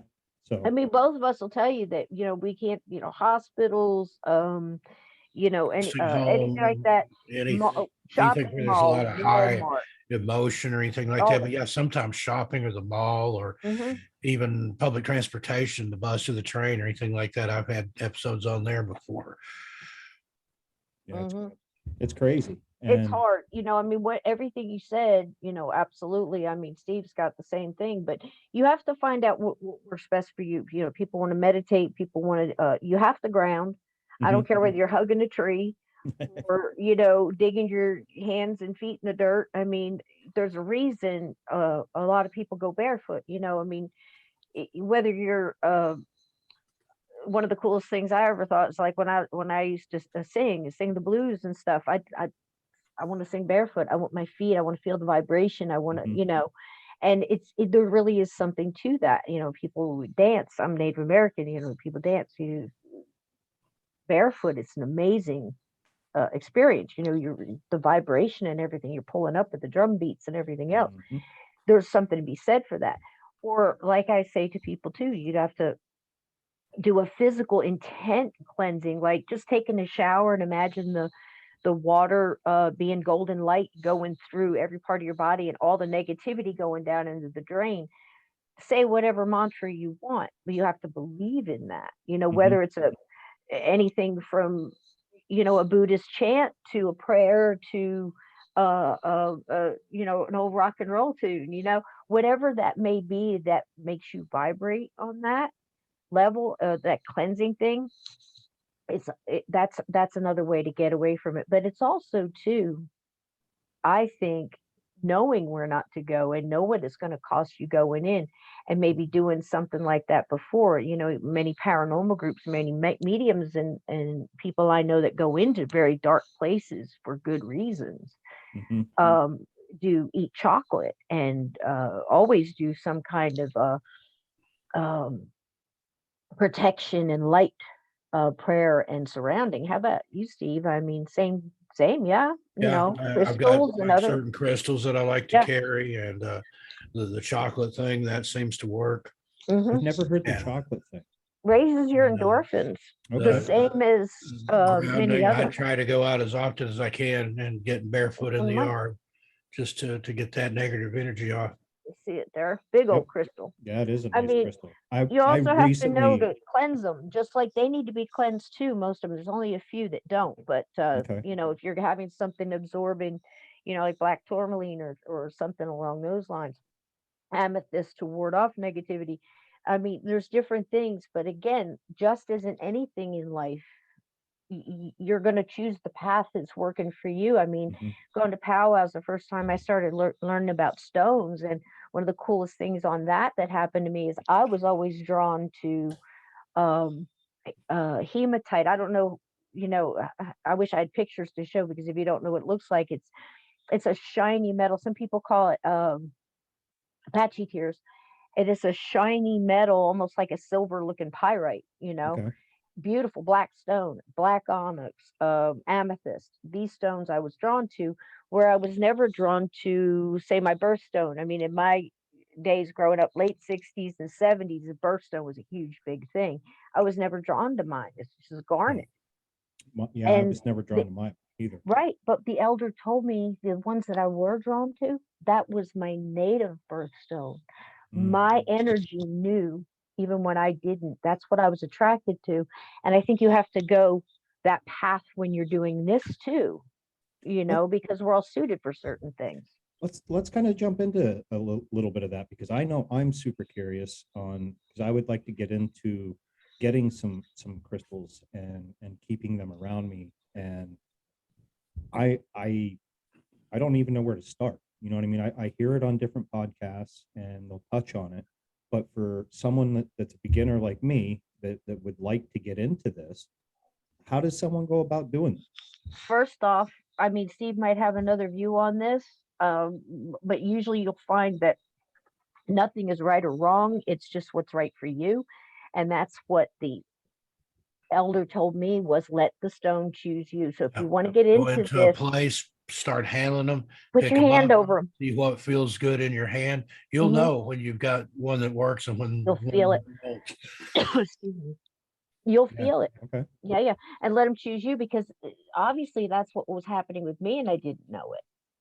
Okay. So then go and learn about that stone. All right. And let that stone tell you what it's about because they all have different properties. If you're going for the healing properties, that that's going to be one section. If you're going for, say, protection or to ward off negativity, or if you're going to have better communication with a higher vibration or the other side, or and then you'll start learning about that one stone and why it might have chose you. You might not even know you need it, but maybe it was one that was good, like howlite, that's good for insomnia, but you might find out it's also good for blood pressure or something along those. I don't know that Okay. about howlite, but you'll find a side thing, and you go, "Hey, I needed that too," and I didn't know, but they know. They see your vibration just like you do. I mean, stones remember, the earth remembers, the wind remembers. Hmm. It really, really does, and that's the thing in the paranormal as well. Is the stone tape theory, Steve?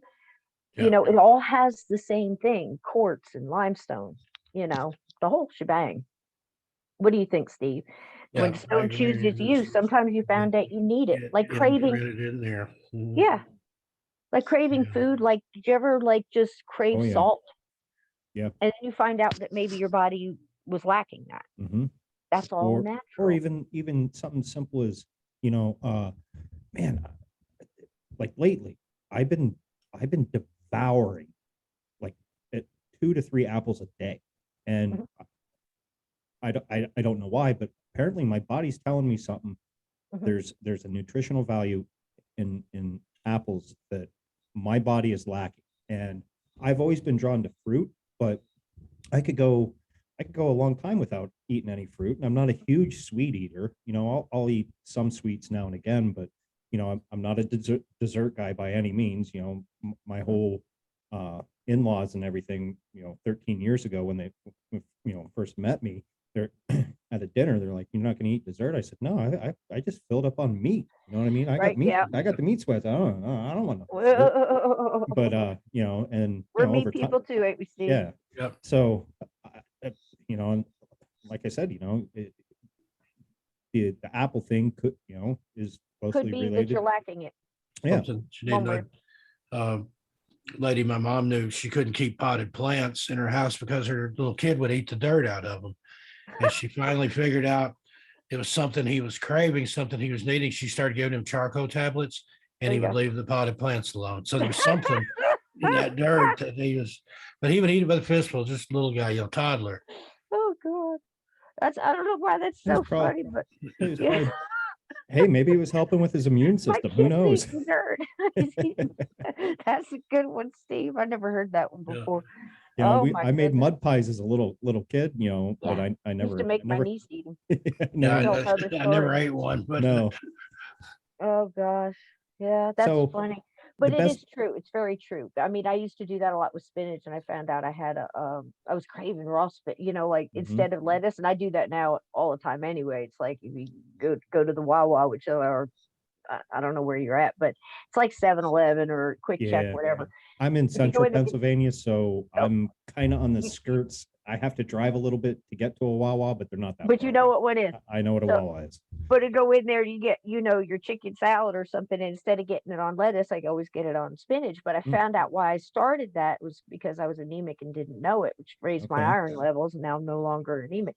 But that's just it. If you let your body tell you, it's just like an intuition about, you're standing next to a person in line, all of a sudden you just feel this like Mhm. inherent, bad energy, and you're kind of like, what's going on? You turn around and go, okay, I see where that's coming from. Like Steve and I tell the story all the time of, different people we've bumped into, we just knew. Um, you felt it before. Like the little kid that you ran into that was kicking his mom. Oh my God, that was horrid. Oh God. Oh my God, that was Like just that. Damien, the omen I call sticks him there or I something. call them grinners.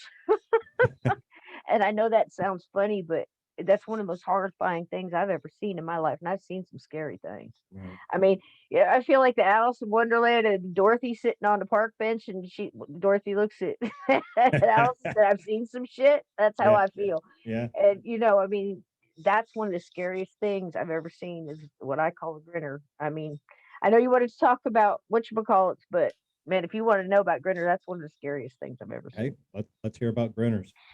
Well, it has to do with energy as well because I'm in the middle of, I was doing retail, it's a heavy day, like just figure Saturday, busy. And I was going around, I was customer service manager and I was going around helping cashiers. I had a cashier that had a problem. So I was caught up in trying to help her figure out what this issue was. And I kept feeling this presence coming. And as it got closer, it started to get familiar to the point of, I know this is bad and it's coming.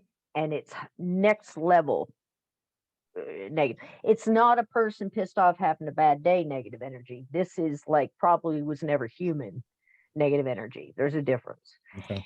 And I'm trying to figure out where it's coming from. And I'm trying to help her at the same time. And there's talking and yakking and everything.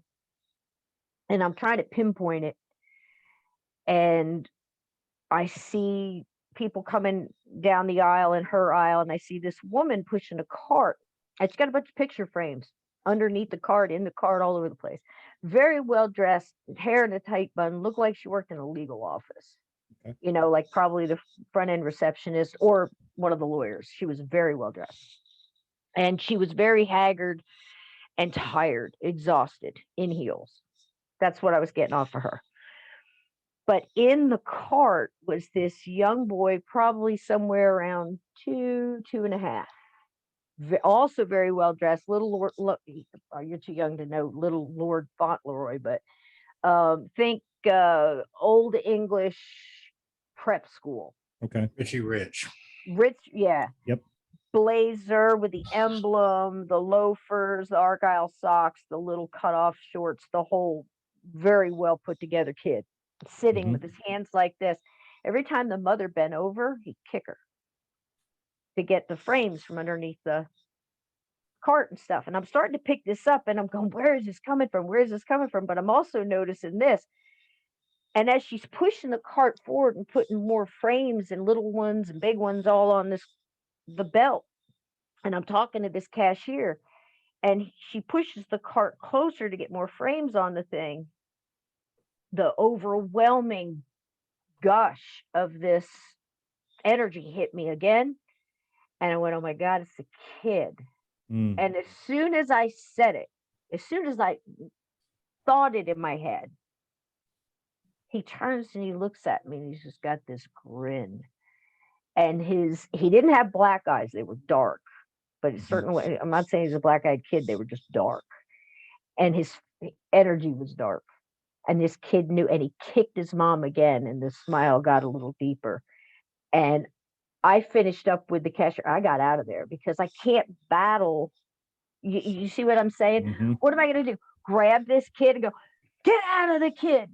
Right. I mean, what am I going to do? Ma'am, excuse me. I know you're having a bad day, but did you know your child was a demon? Yeah, I got to perform a quick exorcism here. What do you do? Yeah. I got out because it knew I knew, and it wasn't a day for a battle. You know what I mean? And it just, I'm getting out. Everybody else will be fine. They'll be, slightly affected. It'll be done. He'll be gone, and there's nothing I can do about it. But that's a grinner, Oh and I've wow. seen them before. Yeah, I'm When it glad. knows, you know.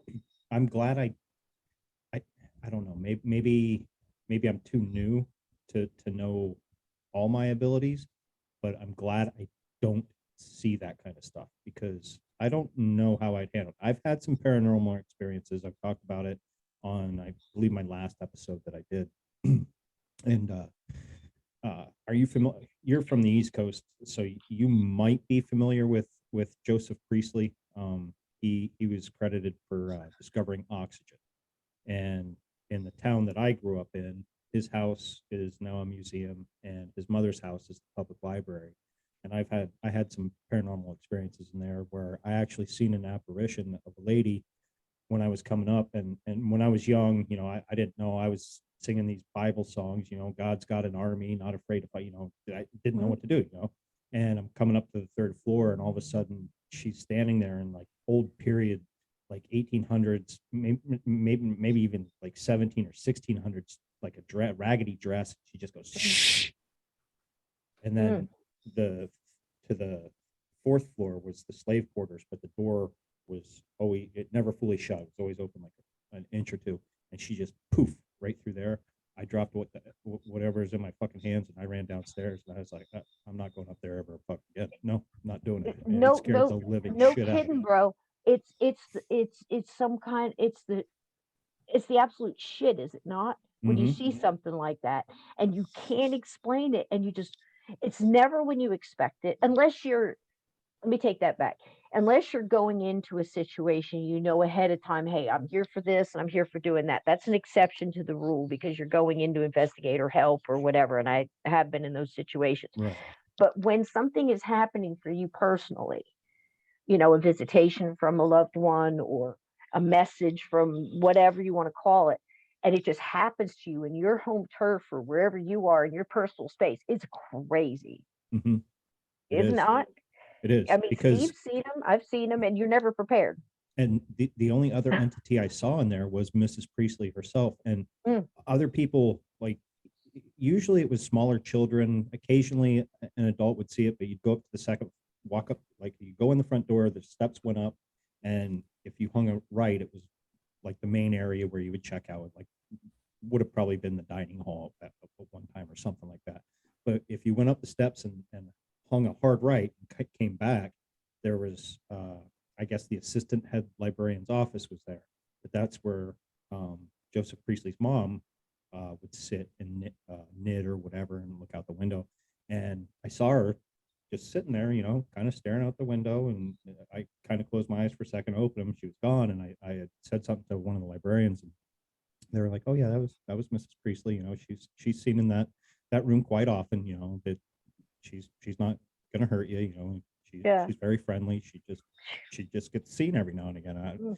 And it was weird because like I talked about it on my last episode, but it was the first time I ever publicly told my story, other than to close friends and family. And it was kind of a breath of fresh air. Like, hey, this did happen to me. I don't give a fuck what you think of me. I know what I saw.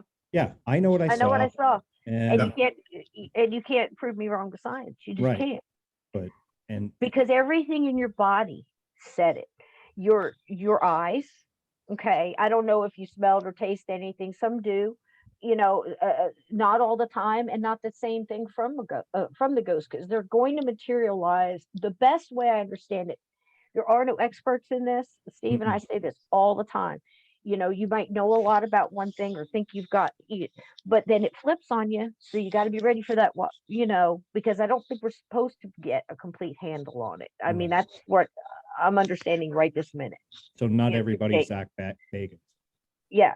Don't get me started. It seems to take 2 or 3 people that are inadvertently drawn together, and each one will have something the other lacks in or a little stronger. Sysco and I have had that happen, where something we were working on and a third party or fourth party even would just somehow get connected to us, and then they were able to complete the circle, as it were. And then like the guy that we crossed over, you guys did, the motorcycle guy. That was took a village. It took a village, man. That is the most bizarre. Well, I keep saying that. Every time something happens, I go, "That's the most bizarre thing," and then something else will happen. But yeah, that took a village. That was a beautiful thing. I mean, that's what I was saying in the beginning. It's like the miracle of it all. the Yeah. wonder of it all, the amazement, and people are missing it for whatever reason, or poo-pooing it, or explaining it away. And I'm always of the mind of why not, And I think that's why a lot of things happen with us, Steve, and a lot of things that the people, our friends, do too. I mean, KSPS, our friends in Pennsylvania over there by you, Mhm. fantastic guys, but it's the intent. Everybody in that room had whole hearts to just like, look, we're here to help. If you don't want help, or if you don't want to talk, great, but how long is it going to be before the next group comes in here that really can connect you to your loved ones on the other side, or your higher self, your higher self, or your spirit guides, whatever it's going to take you to I'll call your dog, Mm. if that's what you need to walk through into that light, because, whatever you're holding yourself here for, it's not worth it, No, it's not. whatever that may be.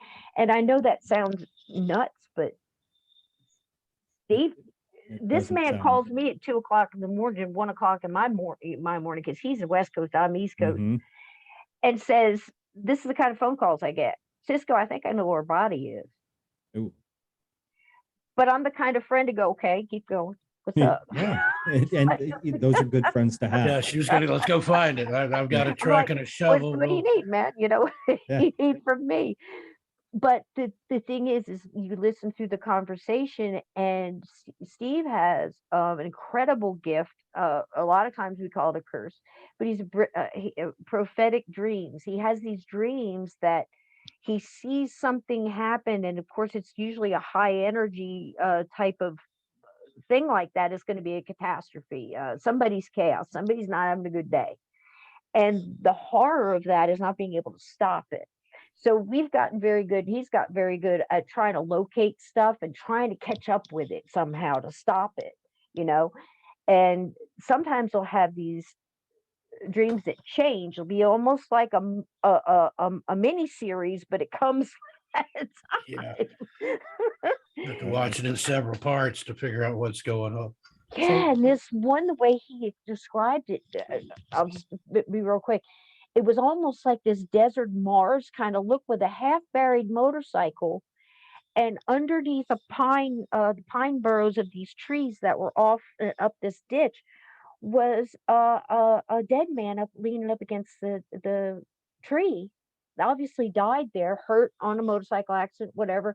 Put himself up against a tree like many a soldier in so many battles has done, Mhm. and died there against that tree, and somehow was trying to get in Steve's dreams, find me. Mm. Yeah. Started out, I was just dreaming about the place. I could see an old brick school building on the other side of a Mm. river, and there was factories and stuff over there. A lot of brick stuff. There was brick chimneys from an old something that was overgrown on there. And I'd had that dream a couple times where I'd just be walking along there looking across the river at that stuff. And then about the third time I dreamed it, I think I looked down over the bank on my side, and there was a motorcycle like buried basically up to the gas tank and the headlight and one of the handlebars, because it was on its side. It was just covered with shale and dirt and stuff. And I thought, man, that's somebody's had a wreck there. And then I realized that under the tree there was a body, and that's what had happened. He had wrecked there and managed to crawl, I guess, up the bank, something, and under that tree, and then had died there. And he'd been there for a while. There was still like shredded clothing and stuff, but I could see like his ribs through his t-shirt and stuff, and the rib Mm. bones and stuff that was threadbare and coming apart. That old bandana. Yeah, and still had hair on the skull and everything. The bandana wrapped around it, faded bandana. So I thought, what is this all about? And I thought that's what it was. We were supposed to go out and find where this accident had happened, and that's probably a missing person or something there. That would have been closure for a family that, Yeah. you Right. know, Uncle Bobby took off on his motorcycle, never came back or whatever, that's, Mhm. well, there's what happened to him. But it turned out to be so much more than that. Oh, But huge. Cisco helped find the answer there, the lady that she got in touch with. And she hadn't explained anything about it to her. She just said, like, I need to talk to you about something involving another person. I've got their permission. The lady first words out of her mouth was, "Stop looking for the motorcycle." Because Not we'd, about the we'd literally motorcycle. been like going on Google Earth and trying to find places where Mhm. there was a river and an old abandoned school and Mhm. brick chimneys and stuff on the other side of the factory smokestacks and stuff on the other side. But we didn't have any, like, still don't know where it happened at. Yeah. Hmm. And at the If same that really time, even happened at all, or if that was just something he was he was using to get our projecting maybe. attention. Yeah. But the Because body, what he was doing was next level. He was actually coming to Steve each time he came. As I said, it was like a mini series with the dreams. And this was Mhm. weeks on this. This wasn't, a couple days. This was weeks we were on this. And every time he came, did you ever see American Werewolf in London?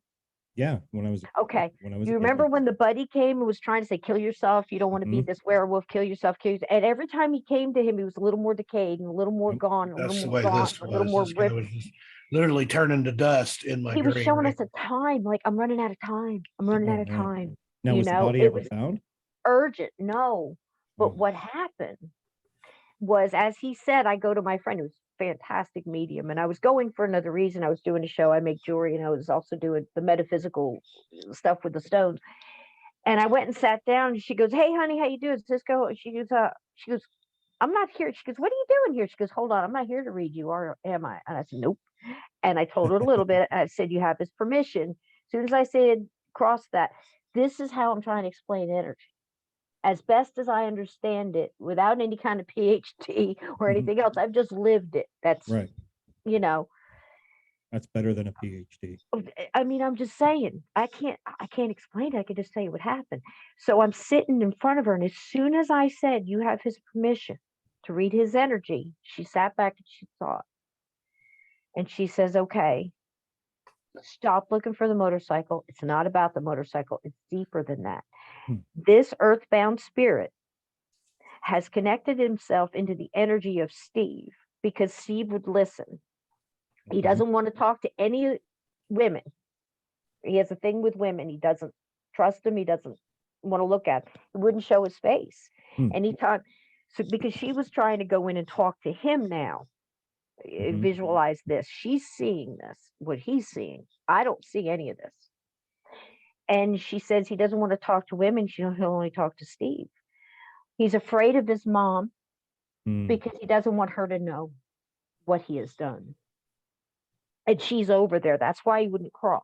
Somebody, I think he'd been into like some real criminal shit and stuff like Mm, that. Like this is a Okay. hardcore biker dude. So Right. yeah. no telling, probably ran guns and drugs and no telling what else. And it somehow expired along the way and didn't want his mom to know what all he'd been up to, Absolutely what he'd been incredible. into in life. Hmm.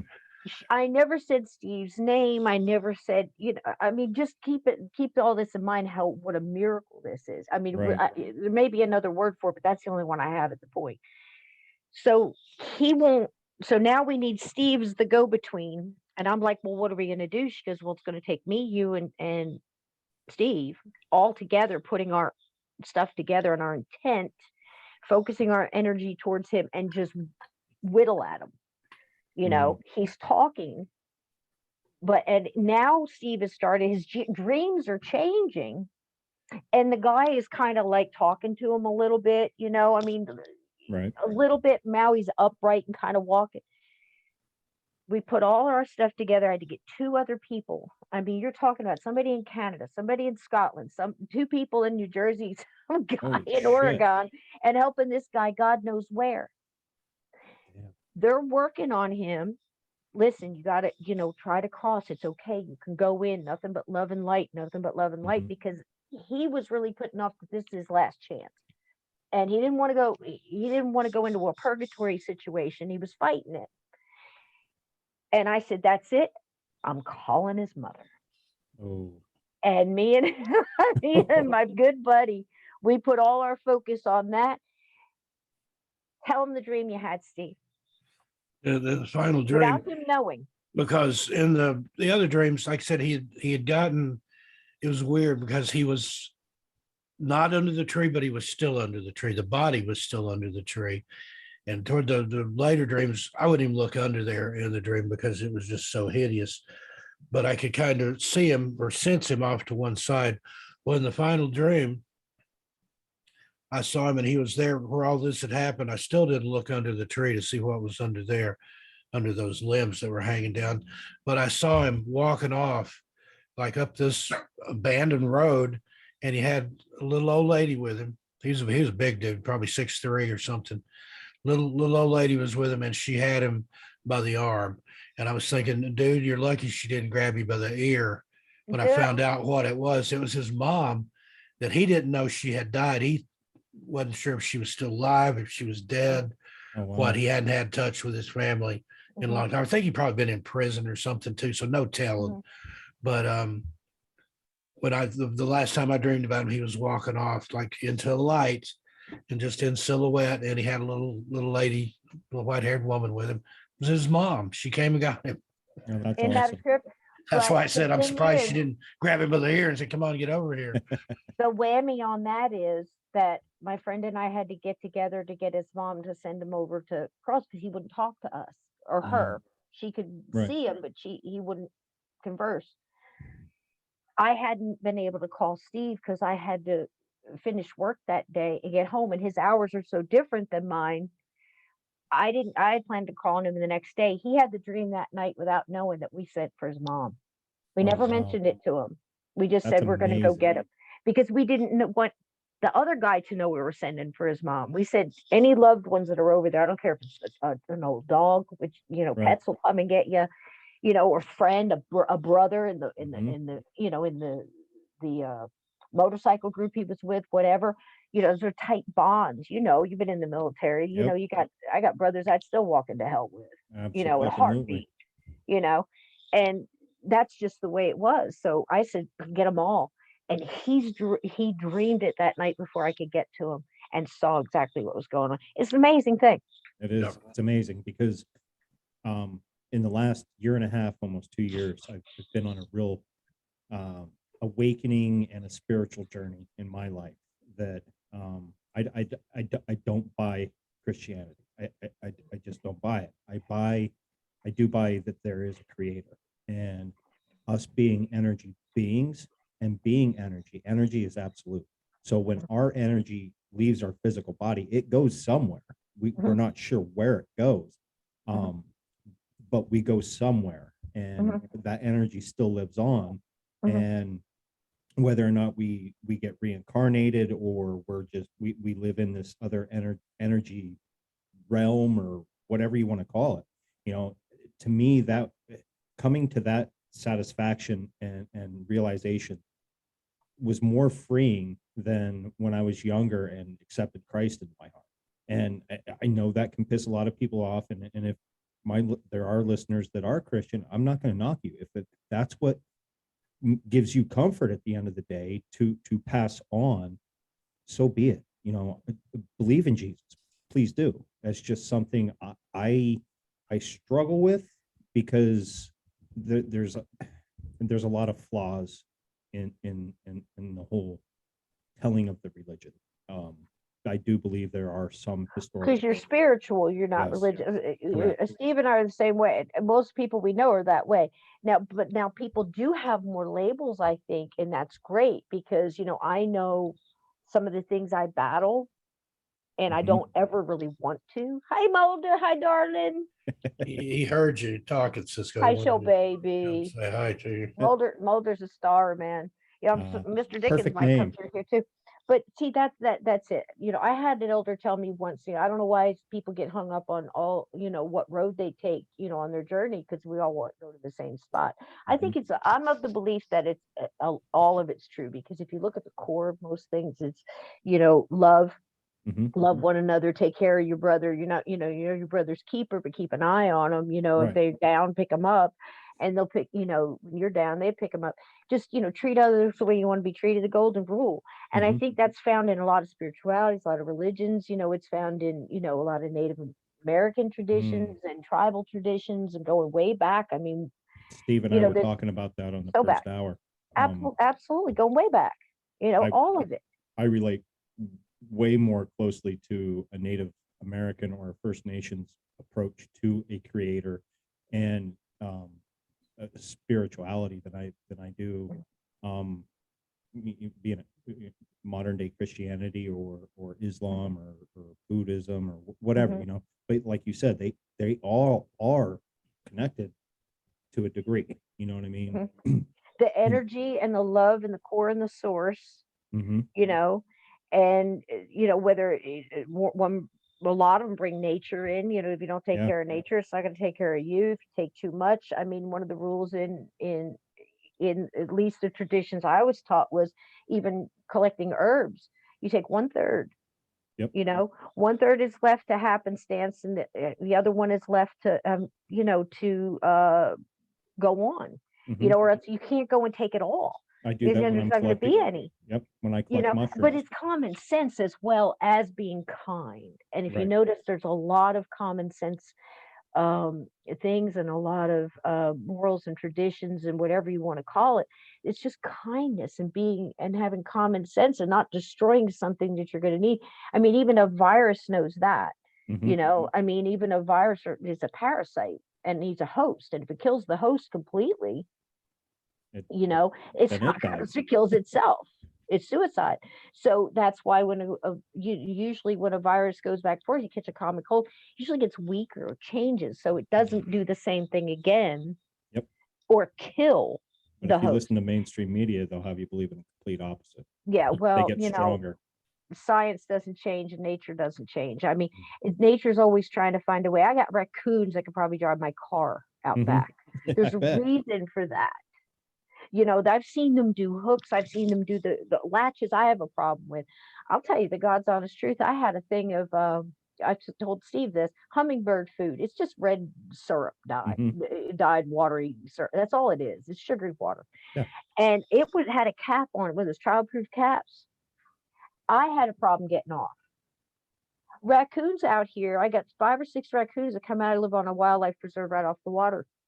Raccoons come out of the woods at night for my peanut butter and jelly sandwiches. Yes, I feed everybody. Screw you if you don't agree. I just Yeah. feed everybody. Everybody, I'm going to be well taken care of in the afterlife. And That's all. I mean, I there's have lots of nothing friends wrong over with there. that. But so anyway, they took off the cap, drank half of it, spilled the bunch, put the cap back on, crooked, but put the cap back on. That's crazy. So, Right. but why? You go back 50 years, raccoons couldn't do that.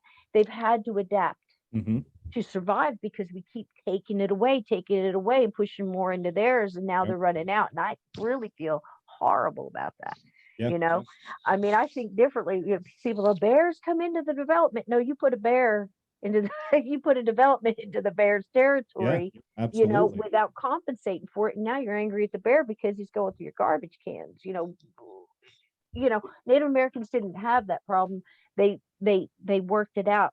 I Mhm. just finished a book. Steve and I did one together, and then he inspired me to write this another story. And in there, I've got about the native tradition of how we talked about Bigfoot and Sasquatch or whatever, where they were kind of one with nature, and they put gifts out on their boundaries. Yeah. This is a trip, but it was cool to hear as a respect for, in this case, it was Bigfoot, the things in the woods, or other animals. This is ours, one with nature, and we've gotten away from that a lot, And we have, causing a lot of problems. and like I was telling Steve, I go out foraging for edible wild mushrooms, not the hallucinogenic kind or whatever. But even like you said, Watch out for portals. Right, Steve? Yeah. Yeah. But we'll have to talk on that here in a Watch second. out for portals. But when I come across the certain mushrooms, I always pat them, so they drop their spores, but I only ever take like a third, and then I think, and this is going to sound hippy dippy, but I thank the tree stump and the mushroom for providing, and move on to the next. Well, that's what you're supposed to do in native. Yeah. That's the first thing you do when you do sage. Everybody forgets that. In our tradition, again, way I was taught. Now, usually when I talk about Native American stuff, I'll get comments or whatever. Go, well, I'm, Apache, such and such, and yada yada. We don't do. I'm not saying for all Native Americans. Just what I was taught in our tradition was when you take the sage stick, which is usually white sage, or sometimes it's sweet grass and Um, Lavender may be mixed in there, but most of the time, if you're doing for cleansing and stuff, it's white sage, and you thank the herb for, you thank the creator for giving you the herb. You thank the herb for giving its properties and its healing qualities and its energy to help you, because that's what you're using it for, to cleanse your area out, to cleanse all as much of the negative energy out of the. How does that happen? I don't know. I've had people tell me, well, herbs aren't going to do anything, and I'm this and I'm that, and I'm like, okay, well, tell me what, tell me what's, what you do believe in, and things like that. Or they'll say it's against religion, or it's against this. And I go, hold on a minute. I've been to Catholic mass and I've seen the father coming down the aisle with the brass ball, swinging it back and forth, and smoke coming out of it. What do you think is in that ball? Sage. It's a mixture of herbs. Mhm. And the same time, there's tribes on other continents doing the same thing and going back for 1,000 years and using the same herb for the same type thing. And that's always blown my mind, Mhm. because how did they know? And how are they using it for the same thing? Now, Chinese may have used, like, say, ginger for 5 different things than this continent did, but they'll combined in some way. Right. And now, because of all this global internet and being able to instant back and forth information, now we found even more things, and they're finding out even more cures by accident or otherwise for all these different things. And it's amazing how fast it goes. But the same way, when you said that it was refreshing to talk about your paranormal experience, you go back to when Steve and I were 10 years old Mm. and had already been, at least knee deep in experiences. Yeah. And who did we get to talk to about it? Nobody. Nobody. Or, if you're lucky enough to have people, Steve had Yeah, something, my the grandmother festivity had one witch. grandmother that would talk about stuff because she was into all that. And then Fate magazine, that was my Yeah. go-to as a Hmm. kid. That was really the So only true. paranormal. God, I love that little book. That Well, little yeah, magazine. It was a tiny, smaller than Reader's the Digest, but digest size, yeah, and filled just with, What was it amazing called? the things. covers were always Fate, amazing, and Bigfoot Fate. F, stories and ghosts and mhm, UFOs. Fate, Okay. Fate. Yeah, I'm Golly, it was a little great. too young to remember that, but Oh gosh, it was so good. I It's forgot still about that one. around. I'm Hans Holzer was one I Phyllis found. that owns the magazine now asked me to write something and send it in. I need to do that. I've forgotten about Yeah. Oh, that would be something. You get in that, that'd be a that. keeper That right was there. my go-to when Was. my Bible when I was a kid. And Mm, I couldn't wait for Fate magazine. I subscribed mm, to it and nice. come so in the true. mail. It's like, oh my god. Gosh, I was never lucky to have, I had to go back and find it back and forth. But that's just it. Catch as catch can. You'd have like maybe sightings and unsolved mysteries, might have a ghost special or something like that. But Hmm. that was it. I mean, I even remember going to the library. I was multiple crazy circumstances in my family. I wound up having 9 sisters and brothers, but being the only child with me and my mom taking off, going across all over the country and stuff. But she was a single woman trying to get a better job, better place to live, all this other stuff. She kept moving forward, and that made me a new kid in school a lot. So Mm. books for my friends, and I always first thing I'd hit was the library, and especially the library in the school and in the town. And she dropped me off this one time out front. She says, "Now hurry up, go in there and get the books you want to get your library card, because it's a new place, I get a Hmm. new library card. But hurry up, I'm waiting." So I go running in and I'm in a big hurry. And that back then you had what was called the Dewey Decimal System. And they were That's in what it the was. I tried to remember that on a previous episode. I'm like, we had this because I Dewey put the Decimal System books away at the yep. library, and I'm like, they had this system, and I was like, with the I'm numbers. drawing a Yep. blank Have the on it. card catalog. You pull out those big long Yeah, drawers. and I'm like, Yep. we just have Google now, so I couldn't remember it, the and I remember Oh, sitting there having to learn the Dewey Decimal System, yeah. and Yeah. to be honest with you, I hated it because it was like Mhm. so complicated. But when you look back at it now, Index cards. it was so simple. Going through the index cards, Yep. going through. Well, that's what I was trying to do in a hurry, because I've been to so many libraries. I kind of knew my way around them, even if it was a new one. and I wasn't hitting it. I was trying to find like, paranormal section, I forget what it was called back then. I think I was looking for parapsychologist, that was kind of getting out Parapsychology and there. occult or something like That was that. it. That's all you had. And I went and I asked her because what usually happened to me was I'd find like Halloween ghost stories. They'd be for kids. I'd get home, be disappointed because they Mhm. were the things that go bump in the night kind of things, that the stories made up and little poetry and stuff. I didn't want that. I wanted real ghost stories. So I ran up to her, to the librarian, who was exactly what you think of when you think of stereotypical librarian, the tight bum with the glasses, with the necklace around the glasses kind of thing, the sweater. And I said, ma'am, I'm sorry, I know we're supposed to look this stuff up ourselves, but I'm really looking, I can't find the book, can you help me, what do you need? I'm looking for true ghost stories. And she looks at me, she takes down her glasses like this, slides them down her nose, and leans in and says, young lady, there are no true ghost stories. Oh, And really? I'm like, bitch, I got news for I you. just, anytime I ever saw those I was chains 10. on somebody's glasses or the string, you knew they were going to be a problem. Uh-huh. I'm I think just old they enough make to. you take a test or something, and Mm. if you're a butthole, they're like, okay, here, you can wear this around your glasses. Yeah. I'm Yeah. just old enough to remember that. I Yep. had teachers that had the chains and the Yeah. cat eye glasses. And they had the sweater, and they had, Yep. if they were cool, they had that other thing that held the sweater on them. Uh-huh. Button it, just button. But anyway, it was the style. It was, then if I was 10, that was like, early 70s, whatever. But that was the thing. But here we are. That's not that far away. Your mid 70s. And, just like you said, the change. Now we're sitting here, three strangers on a podcast talking about ghost stories and Mhm. experiences and things like that. That's amazing, that difference.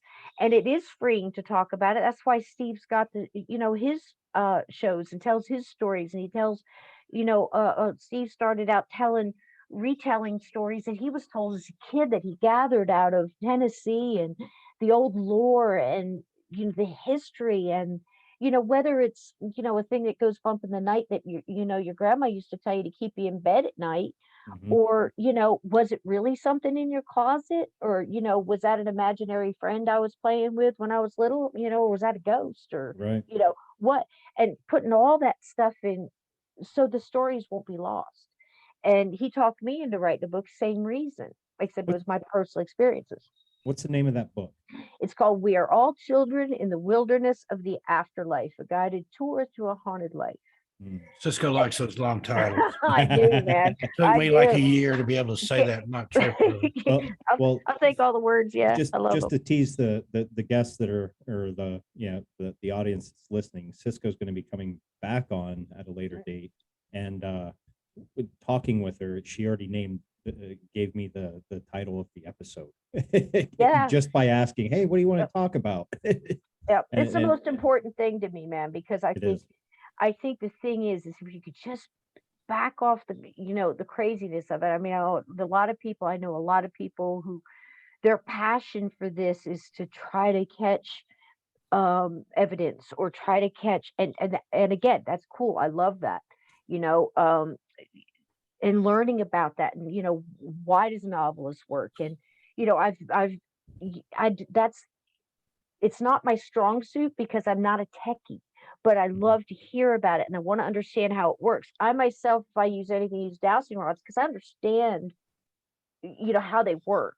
Right. But that's their passion, and I love that because they're finding out stuff. And I love the people who share. You've got the para unity kind of thing. I love that. I love experiments like Steve and I talked about with the Titanic thing, because why not? I mean, man, it's heartbreaking to me when I hear a story that this thing went down. Now, if you want to get in conspiracies, I can go off on some Titanic stuff. That's what this And show's you all talk about about. Jekyll Island and everything else, and how these people were basically doomed from before they ever took off. Hmm. But the thing about it, the heartbreaking thing, is so many of them are still lingering. Yeah. Mhm. And there They was a left lot in of such innocent an people emotional. Yes. that passed away due to the Yeah. the Money. big the big The big bankers. money.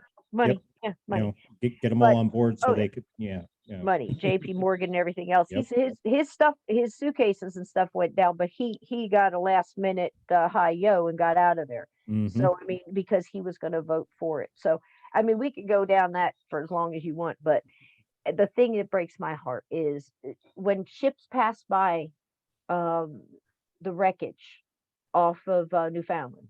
Mm-hmm.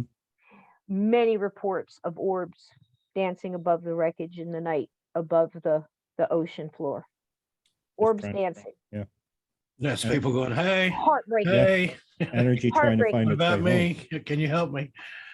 Such an emotional thing, you know. And again, I don't ever want a listener to think that what I'm saying is, you know, if you go out in an emotional impact, like say is a car accident or an airplane crash or anything like that, there are no rules, people. No. You know, there are no rules. I mean, multiple people, you know, that go like that, go at cross right over. I'm never saying you're going to get stuck in a situation like that. However, it's higher volume, you know, for Mhm. people that go out confused when you go out drunk or out under some kind of drugs or, you know, in an accident or emotional turmoil, it can happen. But And I've I think seen different think- things in the same plane crash. I'm sorry not to cut you off, but that's a very teaching thing there. In a small plane crash of say, I hate to say small, but you know, like say 50 people or 25 people, and you've got 7 ghosts with mediums standing there, and 3 of them have no idea they're dead, nor are they aware of each other. Mhm. Okay. Then you've got one who knows he's dead, but can't leave there and doesn't understand why. You know, you've got different ones in the same accident. So I don't ever want a grieving parent or a grieving friend, brother, or sister, whatever, to think that, you know, every suicide gets stuck or every accident gets stuck. That's complete garbage. Please don't ever believe that, No. because that just adds to the grief, you And know. I'm kind of under the belief that um people that do get stuck and are confused on whether if they're dead or they don't know why they can't pass is because they never really figured out in when they were in their physical form that we are spiritual energy, and then when this physical energy dies, our spiritual energy does move on to somewhere else. And I think if they don't realize that, that is what's holding them back. That's just my humble opinion, as you know, Could be true. just some dumb guy in Pennsylvania. So But we all are. Yeah. And that's the whole point of the title of the book. We are all children in the wilderness, the afterlife. It's the last frontier. We don't know. Anybody says they know that they know is either misinformed or, you know, knows more than I do. Right. And I've only been looking into this for what, about 47, 48 years. Right. And I know this much. I think I know this much. I believe I know. It's just things you're comfortable with, but again, it's going to go on your personal beliefs, what's important to you. Mhm. Again, go back to the what the elder told me. Why are we so hung up on what road we take? We're all going to the same place if we are all energy. But just because it's the same place does not mean we perceive it the same. Correct. You see what I'm saying? Mhm. You know, maybe your own personal heaven is how you perceive it. Do you ever see the 5 people you meet in heaven or read the book? No, I Wonderful haven't. book, wonderful novel. And every person that he saw had their own, when he stepped into their reality, their perception. One was at beach, one liked to go to weddings all the time, you know, sometimes they went to a cabin and fished, you know. And then I've heard things from the other side of multiple messages myself and the people that I trust. And when I say I trust, these people, you know, are so connected in that trust brother, you know, thing for years and tried and true. And they tell me the same thing, that it's basically what you perceive it to be. However, there are rules. Right. What they are, we don't have a thing. Like certain people, meaning had a cat pass. He died. The last couple of weeks he lived, he had a lip because he had a little bit of stroke, and then it got worse and worse and passed. When he jumped on the bed every single night, I could tell it was him right away, not only because of the timing of it. We had 3 cats at the time. 2 were my husband's. he would walk up a certain way on the bed and curl up in the back legs, as my husband was turning. That's where he slept. He was his cat before I met him. That was their routine. 24 hours after he died, I feel the climb up. The difference being, I knew right away who it was without moving. The difference was when he used to climb up on the bed, it was step, step, hop, step, step, step, hop, step. Now it was step, step, step, step, step.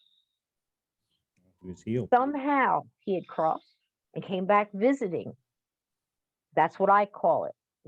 Other people might have different terms, but I call them visitation, because Right. they've crossed and come back. And he had changed. He was healed from his earthly burden. Mm-hmm. I've got multiple humans that have done the same thing. Yeah, it's But amazing. that's just a cat. That's a pet. That's an animal. Mm-hmm. Without all the human holdbacks, because I've come to believe animals don't have that, right, Steve? Yeah. They have an easier time of it, I believe. Oh, absolutely. But they No. come back to check on us, and that's what they do in life. So why would they change? It's so cool. Yeah, I mean, So cool. I have two dogs, and my big, we call him the big dog, the big red machine, our Duffy. He's Heart, man. Yeah, he's his mom was French Mastiff and Rottweiler, and his dad was a really big black lab. Biggest baby, just but very not protective to the point where he's gonna attack a stranger, but like, if he sees someone walking by the property or whatever, he will bark. He won't go chase after them, but he'll let them know, hey, I'm here. Don't you dare come in, because my bark's worse than my bite. Because if you actually do come up to me, I'm just gonna sit here, wag my tail, and hope you pet me and rub me. But I don't want other people to know that. But and then I have a trained Walker Coonhound, and the total difference in the way both of them interact with us is amazing, because they're their own personality. He's the big lovey bear, and my trained Walker Coonhound, he will be lovey on his time. You know what I mean? He's not a big kisser. He will cuddle. He loves mommy time. They both fight. My big dog's 140 pounds and has to lay across my wife's lap. He's a big laptop. And then the Coonhound will get jealous, and he has to get up there and sit on mom. And it's funny. It's an every night ritual, but I would be lost without either one of them. And I know, and they know that. Yes. And I know, once it's obvious that one day they will pass. I do believe they will still come back, because I have pets that I've loved even when I was a kid that I don't know, maybe just had a feeling that, you get a memory, and maybe that memory is them coming back just to say, hey, I'm just checking on you. You may not see me, you may not feel me physically, but that memory that I'm creating for you right now is me saying, hey, thank you, and I still love you. Yeah, and they do. They come back. I mean, multiple stories. I've got really good friends who are animal communicators, both living and dead. The animals, not the communicators. But it's fascinating. I've been knocked off my chair with information, and one of the best things I ever got is if you lose somebody.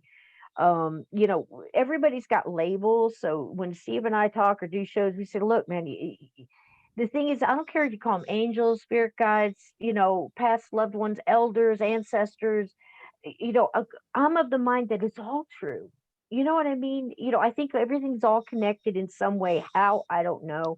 I can't deny, aliens, extra dimensionals, cryptids. I mean, how in the world are you going to say I believe in Bigfoot, but you don't believe in Dogman? You know what I mean? Or the possibility of it. Or here, I'll reverse it and really piss people off. How can you say you can believe in Jesus Christ and not Bigfoot or a ghost or anything? Any of it. Any of you've never seen Jesus, but you're going to sit here and mock somebody that said they saw a ghost and had all these paranormal activities that went on, and they were attacked and had physical, scratches and just mental drain to and the then point where they want to and commit made a suicide. victim again after the fact that nobody, and then some people get so obsessed with it they can't get away from it that it keeps coming back. But there's all of that in this. I Yeah. mean, this thing is so deep in so many directions. I mean, I love Tesla and, the thoughts of the different dimensions. And they say he got up to 12 and, possible 13, and he had no intent on stopping. No. I mean, I've got friends who, practitioners of, gosh, she was direct descendant of Madame Laveau in voodoo, and people get voodoo and hoodoo mixed up, and difference between this and Santeria, and say this over here, the everybody's caught up in those labels and the differences. This is your difference, whether it's religion or, whether it's Buddha or Jesus or Confucius or Hmm. any of it, or ghosts or aliens or UFOs. It's what you believe and what you're ready to understand at this point in time in your journey, what your consciousness can accept. If you're in the third dimension and you're this two-dimensional person, when you go back and forth, you got your head down, it's in your phone, and you go to work, you punch in, you go home, you do, you crack a beer, you sit down, you turn on the same show, you get up and keep repeat, lather, rinse, repeat. You've shut off even your third dimensional world, let alone all the other stuff. And Hmm. I've got people who tell me, well, there's no reason for, there is no purgatory or in between or that dark place that people wander. Please don't tell me that, because I've had people to go in there to get people that were stuck. Yeah. You know what I mean? I've known people of every label that has helped others Hmm. in that situation. These are very real things, and whether it's your mind that puts you there, as in what dreams may come, Steve and I reference that a lot. I don't know anything that's been put together better that explains that part of it.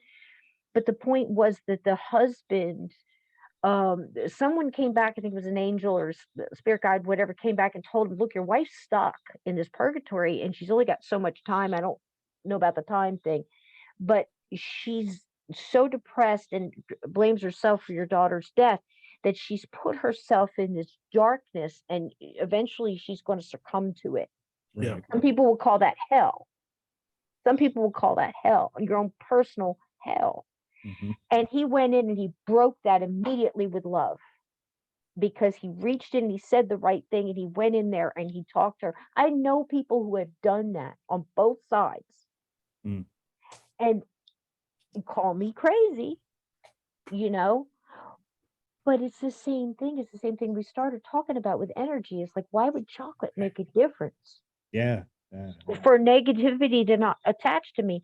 Well, you eat chocolate, it raises your endorphins. It's the same type of endorphins you get when you exercise or you have sex or an orgasm or anything else. It's an energy Hmm. change in your body. That's why people like eating it. It's not to just taste good, it makes you feel good, whether it's a sugar rush or whatever.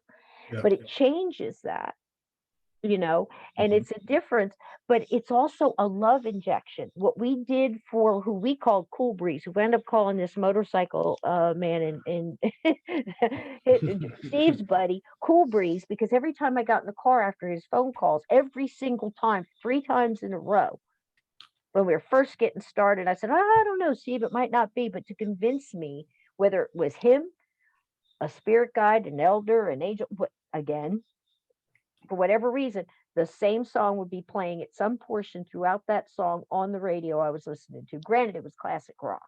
What are the chances Right. that you're going to hear They Call Me the Breeze? Yeah. So I said, either that's a song he liked, he wants to be called the Breeze, or whatever. So we called him the Breeze. Started calling that, and he didn't seem to mind. So Looking for clues in the song, even, I mean, just yeah. your intent. But Yeah. again, you're talking to somebody who stood on a battlefield on Halloween night, 150th anniversary of Gettysburg, Mm. out of nowhere, unplanned, done, showed up there. And I'm talking to 7 soldiers who died there 150 years ago. It was a right time, right place, right Yeah. intent, and they were ready to listen. That's amazing. They were ready to listen. I was put there, and I was put there because either their people got with my people and said, this crazy person here is willing to do this. We'll pester her on it, because they did, Steve. Didn't they send me all kinds of clues every time I said, nah, I'm not going to go. Maybe next year I'd Yeah. get like a coupon for the hotel room, just the amount of money I needed, or this is how they work, man. I Yeah. can't explain it, but I think it's all connected. I mean, Steve, you're of the same mind, right? Yeah, yeah, absolutely. There's a, like the string theory or whatever they call it, where everything is connected to some degree or some level, like on the earth mysteries and stuff, the ley lines and things like that. I think our minds are connected and have those strands too. Oh, And wow. not Yeah. only our living conscious, but our subconscious and whatever exists after this plane or on another plane. Genetic I think memory. there's genetic memories and go when you get all that together, along with stuff like the stone tape theory and where emotions and thoughts can leave impressions Hmm. and lingering stuff, then all that together, and that's just a perfect storm for stuff like this to manifest. Hmm. And So, also, there's portals in national parks. so Mhm. bringing it back to portals, that very good segue. You're a professional. Um, Explain to me these portals with mushrooms that I need to be looking out for. Well, there seems to be an awful lot of people disappeared in national parks. I mean, I Right. think, everybody's heard, the 411, and Steve Mhm. is much more on this than I am.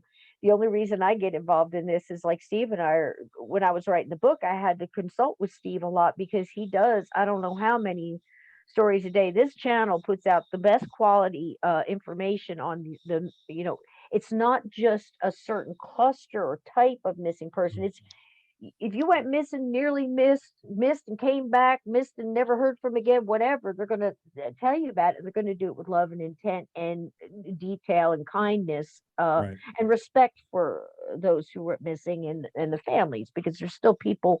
What a horrible thing to go through to never have an end, whatever. But my people, I can remember hearing. I had a grandmother who would take me out, much like Steve's taught him. They picked the one that's going to listen, just like spirit guides. Trust me. Yeah. So she's taking me out in the woods and she's telling me, explaining the herbs, and she did it very quietly because she was born in 1890, and we're talking about early 60s, late 60s at this point, and she still felt the need to whisper in Mhm. America and New Jersey because she had been raised as a child that if they found that you're Native American, bad things can happen to you. Let's put it that way. And she was almost had to hide her heritage, and her mother, of course, did the same. Each generation got a little freer with it. My mother was a little more freer and a little prouder and a little bit easier to speak in a crowd of, Yeah. and admit to such a thing, or be part of a joke or put the joke out there first. Like I can remember at something called it Kickapoo Joy Juice, and I was like, "What is that?" And that was something that was off of Little Abner, wasn't it? Yeah. Yeah. See, way back in the day. Yeah. But she was talking about little things like that and admitting she was native, and I thought that was really cool. And of course, by the time you get to me, well, hell, I'll put it right out front where I can keep an eye on it because this is my heritage, and we'd just rather not be extinct. So there you go. I might not this mind might not mesh with something else, but again, the core, the kindness, the love, taking care of each other, because you're eventually going to go down. On the strongest warrior hits his knees every once in a while, Oh, absolutely. and the whole thing about that is how we're supposed to not just take care of nature, but take care of each other. And we've lost that in a lot of ways. I think we're starting to get that back. And I think it's out of sheer desperation of survival at this point. But, it's kind of like drowning. You're all cocky down at the deep end of the pool. Things get a little rough, and then you start grabbing onto something to hold on to. And that's Yeah. kind of where we're at right now. And, you know, it's no different, Steve, than growing up in the hills of Tennessee. Same thing. Community was hard Yeah. as It rock. was, you knew everybody and everybody knew your business, but there was a good side to that too. They looked out for one another.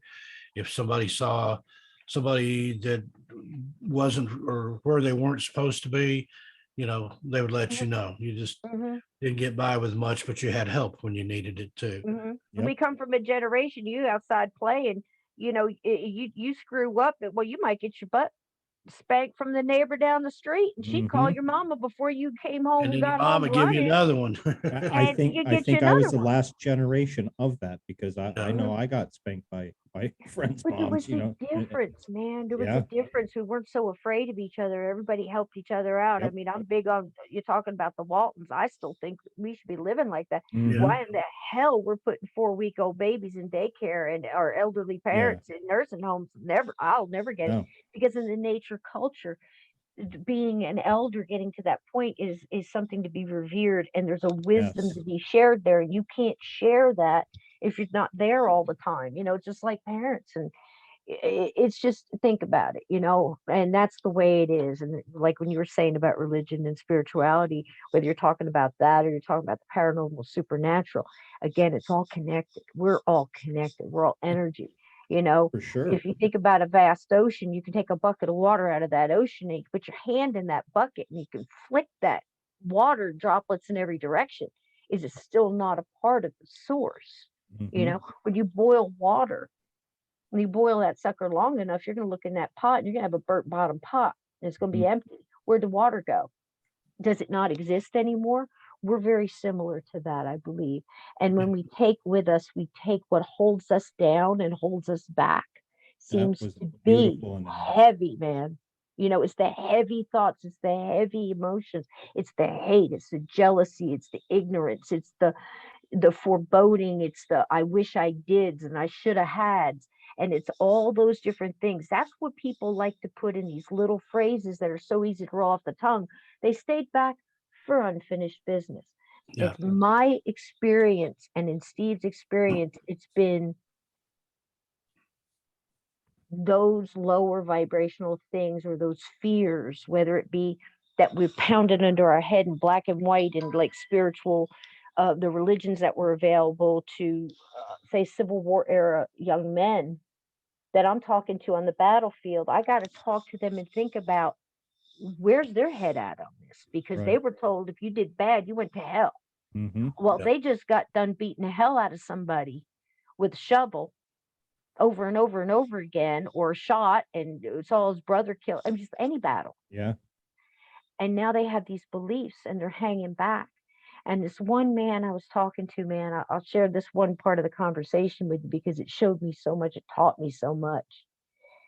Was I'm getting this energy, and I've got him standing up and listening. And I called to the highest ranking officer because I was running out of time here. We had to go quick, quick, quick. I've got dowsing rods in my hand, a flashlight at my foot, and an EMP meter. And every time I asked a question, it was yes. Dowsing rods would cross, the flashlight would go on and back off, and the EMF meter would go up down. These guys knew what they were doing. They happened to be on a field where they got every hour on the hour ghost tours coming through, and people asking them impertinent questions like, "What was the war like?" and "What's it like to be shot?" Yeah, I can Yeah, believe Yeah. it. If playing I was dead, Dixie. I would be pissed off at Oh, questions like well, that. see, this is the thing. This is why they don't want to talk to you. Anybody that goes into a haunted house, trust me, every house is haunted, every piece of land is haunted. There's somebody around somewhere. One Right. case you talked about Yeah, where the guy got punched in the stomach right. for whistling Dixie on the wrong side of the battlefield. Mhm. The Mm. day before. So I got a thing about that provoking and stuff, and I go in with a different intent. And I'm kind of like, look, man, I know I don't look like it, but I'm a soldier. You know what I'm saying? I know, and I'm sorry for wearing pants. I mean, you have to think about who you're talking to and Right. the language you're using and what's your perception. I mean, respect.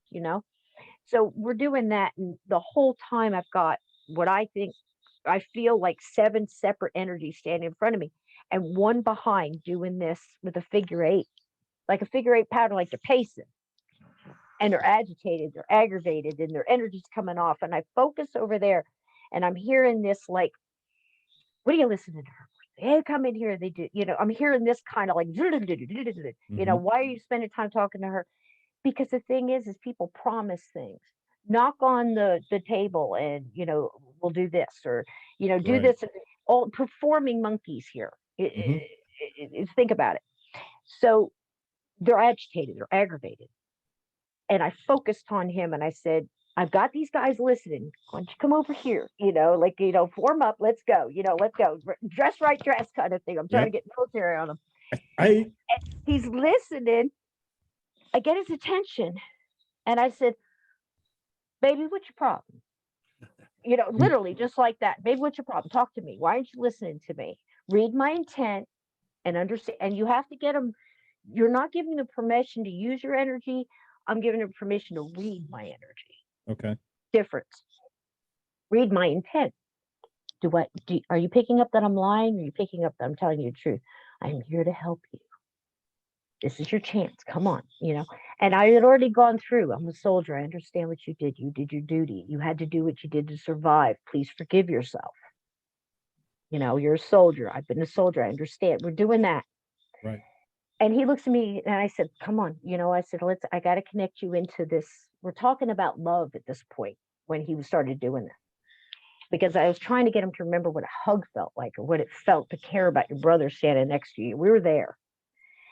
And he looks at me and he says, I felt it. I felt him face to face looking at me. I didn't see him, but I felt him. He said, who could love me? Who could love me? I've done this and I've done this. And he starts, and he's spitting this memories. I can feel his devastation and his self-hatred. And I said, that's it. I said, listen, you did everything you did for the man standing next to you. I understand that. Right. Okay. You went through a horrific time, but I'm here to tell you, along with your brother standing next to you, that we understand there are people that you miss that are over there that you fought with. That connection that you had with your fellow soldiers, that's love, man. Focus on that. Right. Because he was telling me he was an orphan. He lied about his age. I mean, I'm getting all this so fast. He had nobody. Mm. And when I connected him to the other soldiers and I connected him, I said, did you ever have a dog that you just loved? And his energy changed till he remembered. I said, let's focus there. That's love. Mm-hmm. To try to reteach a warrior that has been through battle what it feels like to remember love again is one of the hardest things I've ever had to do. Oh, absolutely. The only time it was ever harder was when I had to talk to an 8-year-old girl who had been gone for 112 years. And she was playing with her little younger brother on the stairs. And she had another older sister that was upstairs getting a bath. And she was supposed to watch him, and he fell and he died. Not only did she live through seeing her brother go down the stairs and break his neck, a baby brother, Right. but her mother, who was suffering from probably bipolar and postmortem because she had just had another baby, there was like 5 kids in the house, snapped, and to punish her, drowned her in the tub Holy and threw her shit. down the stairs. And when I was called into this room, there was already mediums and some other people working, energy workers working with this spirit. It was a very haunted house, very long story, but I was called Sysco. I came and I sat down in the chair and I immediately connected with her. And I had to take her back to playing outside with her eyes closed. I had to get her to put herself in that self-perceived visual. Mm-hmm. To remember what it was to play like outside and feel the sun on her shoulders and on the back of her head, the warmth, and connect her from that feeling to what it feels like to get a hug. Because she didn't know love other than her little brother, her older sister, and a nanny that took care of her. But she was so not trusting because her mother drowned her in the tub. Imagine what that's like to go through, an 8-year-old looking through the water and at a face that's supposed to love you. But she crossed that night, and an entire room. Now that's nothing beautiful. but tears. That's But it took the whole room to bring that light in there and connect her across. And she has since come back to the people in that house and said everything's cool. She's good to go. She wanted to come back because there was somebody else there that she wanted to help cross. And that's what they do. There's this whole world going on around us that we're missing. And it's so profound and it's so part of us. And we separate ourselves in it because, like I said, with that, you got that almost not even third degree outlook on life. You know what I mean? Where you can see in the third dimension, but if you can get in a 40,000 foot view, man, and you can see this beautiful picture of, the balance of nature coming through from a seed to a tree to a seed to a tree, just all of it. It's so gorgeous. And somebody's got the wheel to this. Somewhere there's rules. Somewhere Mm-hmm. there's, I don't know. What they are, I don't know. I don't pretend to know, but I know what I've seen. I know what I've experienced. I know what I've felt, and if it was my loved one, wouldn't you want somebody to care enough to cross them? I mean, it kills me when people, and the opposite is true. I mean, I hate to be long on this, but it's such a profound subject. You think of the Yeah. next thing. Take your The, time. the opposite is true. I've sat next to people that said, I'm so glad I'm done with that bastard. Living with him was horrible. And he's this and he's that. And he's rotten to the kids. And let me tell you, honey, it ain't over. No. He's sitting right next to you because that hate and that horrid stuff that you're saying and you won't let me is keeping him right next to you. And I don't think your journey cycles are over yet until you fix it now. Yep. And there's people that are much more prolific on that subject than I am, but I'm telling you, there's a whole lot more to this, and we're missing it just by denying the butterfly at that time, denying the song that comes on the radio, or knowing, somebody's going to call and you pick it up, it rings and it's them, or that thought connection. The very same way you can connect with the living now, and that happens with, the phone's going to ring or somebody's going to knock on the door and it, Yep. is the way you connect with the dead as well.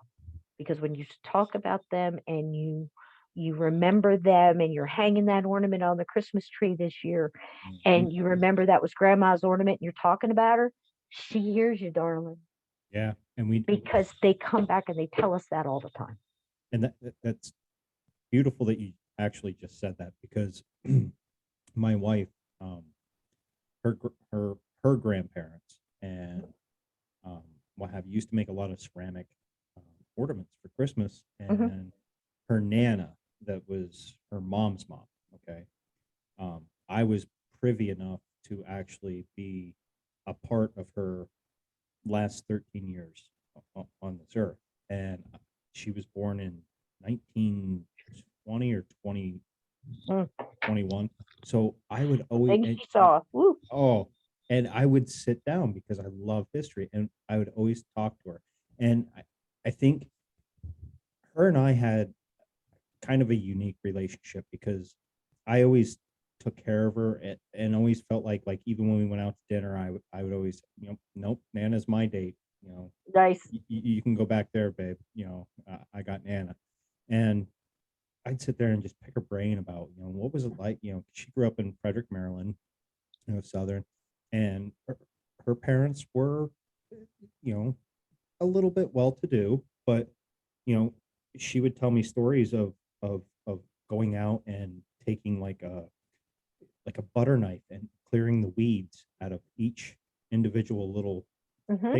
grout around the brick and everything, and what it was like to see the first TV, to see the 1st Mhm. car, Mhm. all these firsts, Yeah. and even up until her end days, and when my wife, she had at that time had quit her job to take care of her nana as a personal home health care, and she knew it was getting real close to the end, and I said, can I go and at least say goodbye? And she goes, Ghost, you can't do that. And I said, why? She goes, you won't be able to handle it and deal with it, because I struggle. I was with my ex-wife back in the day. We found her mother dead, and this house was haunted. Come to speak of it, I do remember one night we woke up and the bed was shaken, and the one little stand was sitting there shaking, and then it just stopped. That was the only two things in the whole house that shook. And they found like a baby dolls buried with its head down in the other half of the house and what have you. But long story short, I said, yeah, I'll go up and say my goodbyes. I said, can you at least please stay with me? and this is before I ever knew I was an empath. I just knew I could pick up on things. I didn't know what it was called. I didn't, whatever. I had paranormal experiences, prior to that and what have you.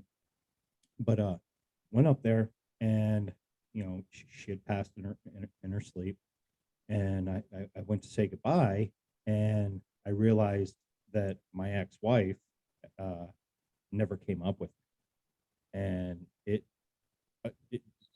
things just started flooding in, and I didn't like the situation, and I couldn't go back in the house after that. And so my wife now, knowing that, we've been together this January, I think it'll be 14 years, but Wow. knowing that, she goes, you won't be able to handle that. Remember her for your memories that you had. And I was Yeah, like, you know what? people think that a lot, man. You don't want you to see them in that Yep. state because how you remember and stuff. Yeah, I can understand that. Yeah. And hey, and I'm glad my wife knew enough to know that about me, to respect the fact that, you had that unique relationship with my Nana, to know that, keep that's special to you. And now when we get out the decorations, oh, this was Nana's, and and we cherish them, and we hang them, and every year. This year, And that's awesome. This year, my only suggestion is tell a funny story, we because usually do. what I do, what I've learned, and this is just something that Steve understands too, it's you're sending them happy thoughts and memories. I actually did an experiment, and I'll tell you on the episode I come on about my dad. Make sure you ask me because it was an amazing thing. But you're sending them happy thoughts and energy, and that helps because you're going to grieve, you're going to miss them. But then flip it and make sure you leave them with, hey, remember that time this was so funny when, we're eating the ice cream and it fell off my dad and we laughed, whatever that is, leave it with a happy lift, Yeah. because it helps them and you. Yeah. Because they can then use that energy to they lifts them, and it lifts them, and it's an amazing thing. We've had Steve and I both had people that tell us and experience it ourselves, where they actually come back to stop someone from going down the same path they did. And then they tell us that it actually helps them over there to lift to a different frequency, or, maybe it's something to do with a lesson learned, or flipping a wrong to a right, whatever you want to call it. But there seems to be something to that, isn't there, Steve? Yeah, I think so. It lightens the mood, lightens the air. You can feel a lot of that Mhm. heaviness and oppression lift off. It's like, I think a lot of people are the same in the afterlife, just like they were in life, that they could use a smile, they can use a cheer up, especially if it's somebody that was a little on the nasty side, maybe kind of a Mhm. butthole in real life. They usually are in the afterlife too. Yes. But you can turn that around. Absolutely, you can. And it's not too, it's not too late, because we've learned too is, again, that's why I called the book the Wilderness in the Afterlife, because it's like the last frontier, and children, moving toward that, and meaning in innocence and knowledge. We don't know. Everybody likes to sit here and say that we know this and we know that, but man, I think it's so much bigger. I think it's more simplistic and more complex than anything else, because nature is simple. You think the way the earth where everything works, it's simplistically moving, and creating and continuing this circular, everything. It's like a circle of life, whatever you want to call it, all of it. So why wouldn't this just be a continuation of that? You know what I mean? Some people like to shut the door. Some people like to say, okay, that cardinal on the windowsill, just when I was talking about dad and said that I wished I knew he was okay and everything was fine, and all of a sudden a cardinal lands on your windowsill and kind of looks at you and lingers for a minute, feels different, because it probably is. Is Hmm. he the cardinal? No, but they have a way of manipulating, or he does, or it could be a spirit guide, or whatever, saying, okay, we're going to give her a mile marker on her journey and go, that a girl, he's fine. you know it may be that, but why do we always want to go to the negative and go, nah? And that's why so many people, I think, are really, a lot depressed in life too, because they just feel like, man, you can flip it. You can either let that coffee spilling on you absolutely ruined your day. Or you could laugh at what a jerk you were. It said hot on there and you grabbed it and you made a mistake. So, I'm silly, whatever. It's all in your perception again. And I don't think that changes when you die. I think you're going to perceive things like that as well. So why not start working on it now? I mean, I've got a bud who, this dude got hit by lightning 3 times. 3 times. It's documented, you know, and he'll tell you personally, he was a Marine, he did his tours, he's a soldier. You know that. Being ex-military, that's a different kind of, it's like being a warrior, but it's so different than being a warrior, in any tribe you can mention back in the day. It goes way back, all of it. But it's different for them because they had to do so much to protect the family, protect the country, gain the hill, whatever. And they hold it on themselves because you're usually very honorable people, or they wouldn't be in that position in the first place trying to do honorable things. So they have a lot of question on it, and a lot of that heaviness is not forgiving self. So if you do it now and you try to work out those little things, it's almost like how to try not to be a ghost 101. Get rid of the crap now. Empty the bag, man. Yeah, for sure. I have a quick question. Do you do tarot? Myself, no. Steve does. Okay. I do the oracle cards. I can do tarot, but there's a certain dark energy or something there that doesn't really sit well with me personally. I read for years, but I like the oracle cards now. They're a lot lighter and just don't seem to have that negativity attached to them. I don't know what that is. Like I said, that may just be something I'm picking up on, but Right. I prefer not to do tarot. And again, that's, what Steve just said is a very important thing there, because I know people that swear by it and feel like, as well as if you go down the road of shamanism, which I'm, again, no expert on, but you have to delve a little in the dark to understand the light. Yeah. Right. And a little in the light to understand the darkness. And that's kind of us in life as well. If you think of this as one big journey, that's really the same way. I mean, or like, if you didn't have good days, or you wouldn't appreciate anything. And that's a lot of people go through their journey like that too. That same elder told me, it's all like some people just they take the road less traveled basically, but they enjoy their journey. It's not going to be any easier, but you're learning from it, and A you're lot of ways. I think that's how you get your discernment too. So that's the way I was raised by my granny and people like that. If it bothers you, don't mess with it. Don't watch it, don't read it, don't listen to it. Find what's comfortable for you, what works best for you in anything. That's really in anything at all, but in particular matters pertaining to, the occult or the metaphysical or paranormal or anything like that. So there's certain things that I avoid and then other things that I revel in. It's just, Right. my comfort zone. Now, and there's going to be people that are vibrating what you're doing. You asked about empath. There's also different kinds of empaths. There's world empaths. So like if the world's in trouble, you're going to feel it. Many people around 9/11 knew something was going to happen. We just didn't know where it was, what was going to happen, but it was like the world was making a fist. You know what I mean? You just feel it. And I get that a lot of time all of with that. earthquakes. I'll get just a really bad, like a muscle tension headache or a cluster headache before there's going to be a big earthquake somewhere. I have no way of predicting. I wish my head was like a globe and I could tell by where it hurts what was going to happen, but I can usually tell atmospheric stuff or geological stuff like that. But I felt something weird around 9/11 too. I knew something was going on that day and hadn't even had the TV on. But when the phone rang, it was my aunt calling us to tell us what had happened. I was staying with my mom and dad at the time. And I knew when the phone rang, something had happened and the first tower had just been hit.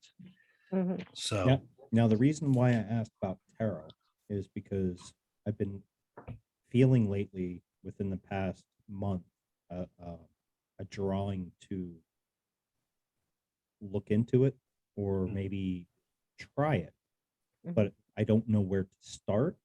And I don't, I mean, there's so many decks out there, and but I could sit here and order one off Amazon. Is that going to be the right deck, or should I? Again, Like you said, let with crystals, pick you. Yes. Yeah. That's the first thing that Steve and I are going to tell you about anything that's got any kind of metaphysical or properties like that. That's what you're going to bring it in for energy wise. It's like I choose the dowsing rods. Other Yeah. people might choose this over here or that or pendulum. And same with the Oracle decks. A lot of times Same I with can all look that. at them on Amazon if they show the card artwork and stuff, and even the backs. Sometimes I can just get a feel for that and say, I can work with these. But Okay. you never really know till you get them in your hands. I've Right. had decks that had beautiful artwork and just amazing looking cards. But then when I got them, it's just Couldn't like, get nothing. this Didn't just feel isn't right. the right energy. So those I Didn't give feel away. right. I've got about 25 decks here behind me. And probably more than half those, I feel something good about. Some of them only certain times. And it's weird because the ones that I don't use all the time, I know when it's time to use one of those. Or sometimes I'll have whoever I'm reading for pick the deck off a list. And they'll just, oh, well, this one sounds interesting. And then it'll work. It's finding that balance and finding what works for you. And they can get expensive. Some of my Yeah. decks cost more than $50, but it's just one of those things. I like collecting them for the artwork and stuff. Same with tarot. At one time, I probably had that many tarot decks, and then I just decided I didn't want to do tarot anymore.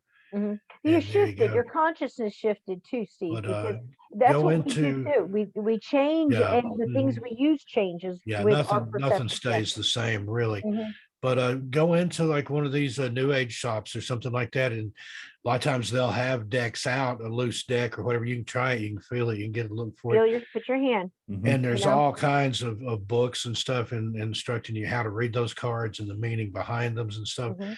That's the main thing with tarot. You want to learn all the minor arcana. The major arcana, that's usually pretty easy because the images are so specific and so jarring. It's some of the minor stuff that I would get tripped up on, but there's no shame in looking it up, even if you're reading for somebody.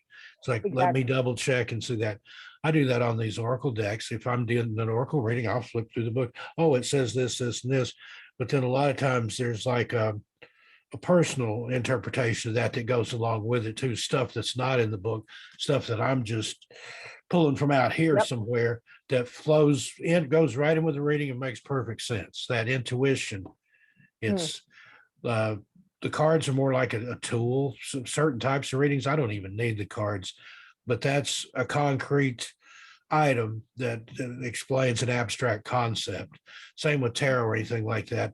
Back when I read, there were times when I knew what their question was going to be, and I knew what the answer was. But then when I do the cards and it would show in the cards, that was like my check and balance there that, okay, I was hitting the right thing. And it came up in the cards too.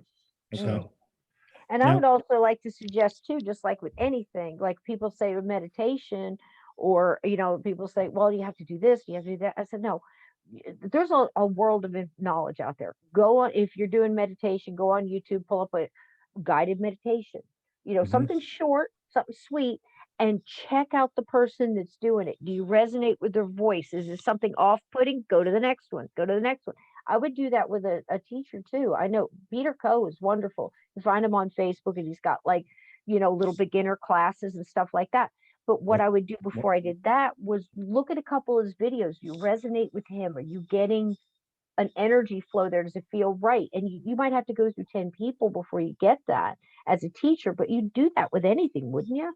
I mean, I've never understood how we go into the first doctor available. I want to Yeah. talk to you, you know, talk to me. What happened to that? Where Mhm. you're trying to pick the energy that works. I think that would work with anything. And I recommend that's that as tarot when or I any of picked that. my last doctor, the OHSU out here where I go, that's Oregon Health Science University's teaching hospital. They have a book that they put out that has like all the real detailed biographies of their doctors and stuff. Cool. I look at the photos. I've got to, have that connection too. And the one I picked, I liked her because number one, she's young. Younger doctors will tend to try newer treatments and newer things. And then the other thing in her biography, her parents were circus people. And I'm Oh, like, wonderful. Oh, boom, nice. that's my doctor. Yep. That That's it. person will get Yep. me. That person will understand me. I Mm. connect with that type person, and it's worked beautifully. So, Now, but And same yeah. with anything like this, the cards or whatever. Look at some decks, watch some people. If you think you'd like to do the Oracle stuff, there's a lady on YouTube called Oracles and Beyond. Cassie's Cassie, wonderful. she comes to Cisco streams all the time. She is one of the best oracle readers out there. There you And go. she's Cass probably is got great. 150 different decks. And she'll have a free show, see, on YouTube too, where you can go in and you can pick up on her energy and get to know her a little bit, and then reach Yeah, out to her and sit say, in "Hey, and I'm looking watch. into this. I'm I interested can't in." remember what night she goes. Tuesdays, I think. But I think What it is. I think she's also Tuesday. Yeah, and probably then about 9, 10 Gemma, o'clock. she's a gifted reader. Yep. She done Gemma Jade Paranormal on YouTube. She reads on Wednesday nights. I used to read over there with her, but I haven't had the He's time. gotten so busy. This October man right was here's my got the #1 book on national parks Yes, he yeah, does. and guides, and it's it absolutely wonderful. debuted at #1. Isn't that And then great? I've got 2 more in the top 10. The other 2 are in there too. Like last time I looked at something, it was like 1, 5, and 7. Yeah, But October, I Well, had when I so many requests. There was days that I double and triple booked I know. myself on shows. We were both And pretty then hot and heavy there for a and while, then right? in November, I had a book Right. deadline for that book that just came out. And even as stressed as I was and as close to the line as I cut it, it must have done pretty well because it's hit #1. So That's fascinating too. It's wonderful. And the thing is everybody's encouraged back and forth. He's encouraged me, I've encouraged him. He's got other people to write. And that's it, man. When somebody sits down and writes your stories, but the same way you started this episode, and talked about how freeing it was to talk about your experience and the profound Mhm. experience it was too. You saw full body apparition. We don't know if it was a recurring, a loop, a residual, or if it was an intelligent, where they're just as aware of you, if it was visitation and they're just interested because people talk about them, it's just their house and they're used to that, they can do that. They come back and forth. Use so many different levels. So that's another thing that gets me and Steve is we said, well, this is June and she's here because she died of smallpox back in the thing. No, it's Harry and he's pissed. There's a big difference when people go in and they start talking and they think they know who's haunting what.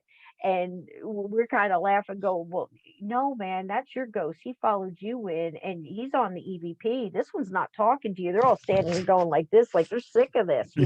It's just so funny how it all is. But it's like I said, if you could back up and look at the bigger, whether it's tarot and you're connecting it with that energy, you're being called to that, or you're being called to eat more apples, or if you're, Mhm. being drawn to put that ornament up at a certain time and the song comes on. I mean, one of the most beautiful things, we're coming up on the holiday season, so many people depressed and stuff. And again, I say, talk to them. People have the empty chair at the table. That seems sad, but you know what? We do it for the vets. We have the honor Yep. table there for everyone who couldn't be with us and that we've lost. And there's an honor in remembering. And it just blows me away that people think it only works on one way. Like I said earlier, I've got this woman and she's sitting there so basically glad her husband's gone. She doesn't have to deal with him anymore. Yeah. I'm like, no, no, you're not done. He's still Mhm. here. And I think that's where some of these things, Steve, is more profound, prolific in this subject of, old wives' tales and myths. And there's always a bit of truth in them in there, Steve. Don't speak ill of the dead. No. Their words have meaning and they have power and they have energy. And that's there's why it's called reasons for spelling. everything to do. I And was you just can I was just gonna say that. Why That's it's why called it's called spelling. even in the spelling for a reason. Bible, the Bible tells you can life from death is in the power of the tongue. You can speak good things to yourself. You can manifest good things, Mhm. or you can get out of bed and say, "Oh, this is going to be a shit Yep. day." Well, there you Mhm. go. You've already called it. You're going to have a shit day, most likely. Mhm. One of the Sometimes worst self I think curses the is I can't. universe will feel sorry for you and say, "No, you're not going to have a shit day today, Mhm. and good things will happen." But you can Yeah. set the tone Mhm. just with what you say and what you think in your Mhm. what I was it? can't is W. the Clement worst Stone self. that used to write Yeah. about PMI, positive mental, or PMA, Yeah. positive mental attitude. And that You. positive draws positive, negative draws negative. We find that all the time in the paranormal world Mhm. because I've got a buddy who he says he only draws the negative. I had to make him all kinds of things to help ward that off. And one of the times, not that same time in Gettysburg, but another time, I've got I'm going down the cellar steps into the deep dark depths of this of this house. I don't know these people, but they called us in, to go. I'm going down the cellar, and I got this big old Marine coming up the stairs faster than lightning, with another guy coming up behind him, and he says, we were told we're not going to be down there. They want you guys, and we're not to be down here. And my son's behind me goes, wait a minute, they're leaving and we're going in. I'm like, yeah, but that's just that's the way it is. That energy rejected them Yeah. because of, for whatever reason, they felt pushed and moved out. Well, we do that all the time. Steve and Mhm. I talk about, you know, I lived in a haunted farmhouse when I was a kid. And my dad was a World War II vet, and he had we called it shell shock then. He liked to thin that out with alcohol, a whole lot of it, and he would get very violent. And it just, the alcohol stimulated his anger, and all that other stuff. Right. But also, the house was extremely haunted, and some of the entities there were very angry, and they both fed off each other. And this Mm. is what happens. And I think that's also too why people can move into a very haunted house, not having any experience. You hear it all the time. This isn't haunted. I don't know, where they write a book about it for. It's not haunted. Well, they're Right. gone, honey. They moved on. They left with the other people, or or they're not feeding off your energy. You guys are high vibrational, or got this love, your family love, tightness, light going on, and they just rejected that. Went on to the neighbors who were, he's an alcoholic and she's depressed, and this one's ready to commit suicide. They're feeding well over there, but that's how it works. Now, you said something just a minute ago, is the worst thing you can say is, I can't. I live It's by a a motto. self-curse. Yes, I live by a motto. And I drove my daughter nuts and my stepson nuts. They're grown now. I can't means I won't. Mhm. And And you never will. Yeah, that was about Correct. the only thing my dad would ever get after me for saying was I can't. I could Mhm. curse like a little sailor, but if I said I can't, it was like he'd always say I can't, never did. You right. just And shut that energy. You slam the door on yourself. You Yeah. just, but if you say I can, and you try and you fail and you get back up and you do it again, I'll but that's try. life. I'll see what I can do. I I see got what a I can do. guy. It's like, I'll I don't find want to somebody. do it. Yep. That's the way It's Sysco and a I mile. are. Yeah. Like we know a guy. I know It's, that. it's kind of like me starting this podcast out. At Mhm. first I was just like overwhelmed, and at one point I sat down and I did just a monologue, and I'm not real happy with my first episode. Oh, nobody I think is. it's trash. I did it on the Clinton body count. I had a Oh, wow. conspiracy. That's a good one. I'll have to listen to that one. That's a good one. I had I have conspiracy books and what have you, and that's a big part of the show, but not just conspiracy, because when you open your third eye, you're opening it to everything. See everything. See It's everything. See everything. the lies To and the. conspiracies, cryptid, Yeah. paranormal. Yeah, it's all Everything. there, and it's Because all why? just below the surface all or just connected. above us, Yes. one or the other, but it All definitely exists. connected. And the Clinton Basically- thing, you'd have to be a total ostrich not to see that, Yeah. especially when you start looking into Vince Foster, Danny Castellero, the Uh-huh. boys on the tracks, all that stuff. It becomes real evident that, that's just not a coincidence Mm-mm. that these people that were connected with him in some way or the other all Right. died under weird circumstances. Mm-mm. Now, but back to my point was I was telling myself I can't. Mhm. And it Mhm. I don't know why I was, because I don't, that's not me, Mhm. I go in anything, like even when I learned archery or learned to be a DJ back in the day when I was in the Air Force, to do it on the weekends at the club on base, no, I can do this, and I'm going to be the fucking best at it. Yeah. And so, having changed my mindset, now I'm getting better, and what have you, and I'm not as scared to reach out to people, because I was always Yeah. afraid that they would say no, I don't want to come on your podcast, and Yeah. and that's a natural thing to kind of fear, is because that's rejection, and nobody likes Mhm. rejection, but Mhm. at Gotta the end of move the on. day, move And on. the flip side Okay. of that, use yourself as an example. I do that all the time. If I can write a book and publish it and sell a bunch of, you can too. That's what I told Cisco. Mhm. Right. And people ask me about my YouTube channel. I don't even like the way I sound, but if I get I hate my voice. 132,000 subscribers, Took me You forever can to dig too. this old puss out of the ground, man. I'm And telling you then- what, it's like, get your butt out there. Let's go, let's go, let's And go. then, yeah, that was the other thing. I don't like the way I look. I'll Mhm. never show my face. Now I can't get enough of it. It's like, put a camera out here. I'm ready to go. Because Yeah. you find a way to connect out to the universe. This is again what we were talking about in the beginning. You felt so freeing when you got to talk about your experience. Mhm. We lived for years, I never try shutting me up. I can talk paint off a wall. Good luck. But the thing is I didn't shut up because I saw my great grandmother shut up. I saw Mhm. my grandmother sit in the woods and tell me about these herbs and look around first and whisper about sassafras for your tea for an upset stomach or peppermint for this. And she would whisper because people got burned at the stake for this. Mhm. Yeah.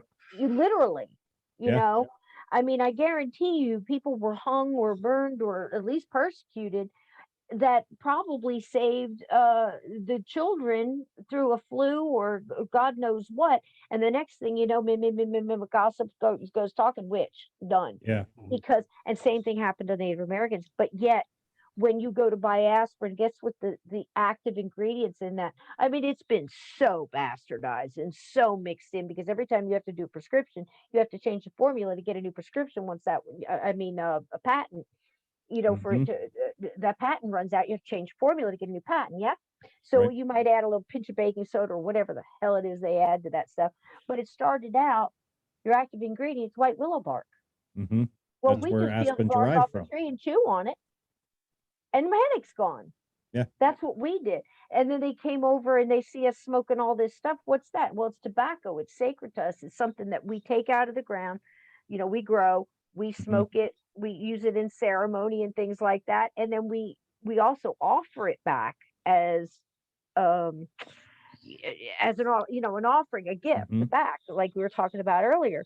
Oh, okay, well, hold on. And then they go across and take it back, across the pond again, and they do a bunch of mixing with it and everything else, and they start selling that. Now, what?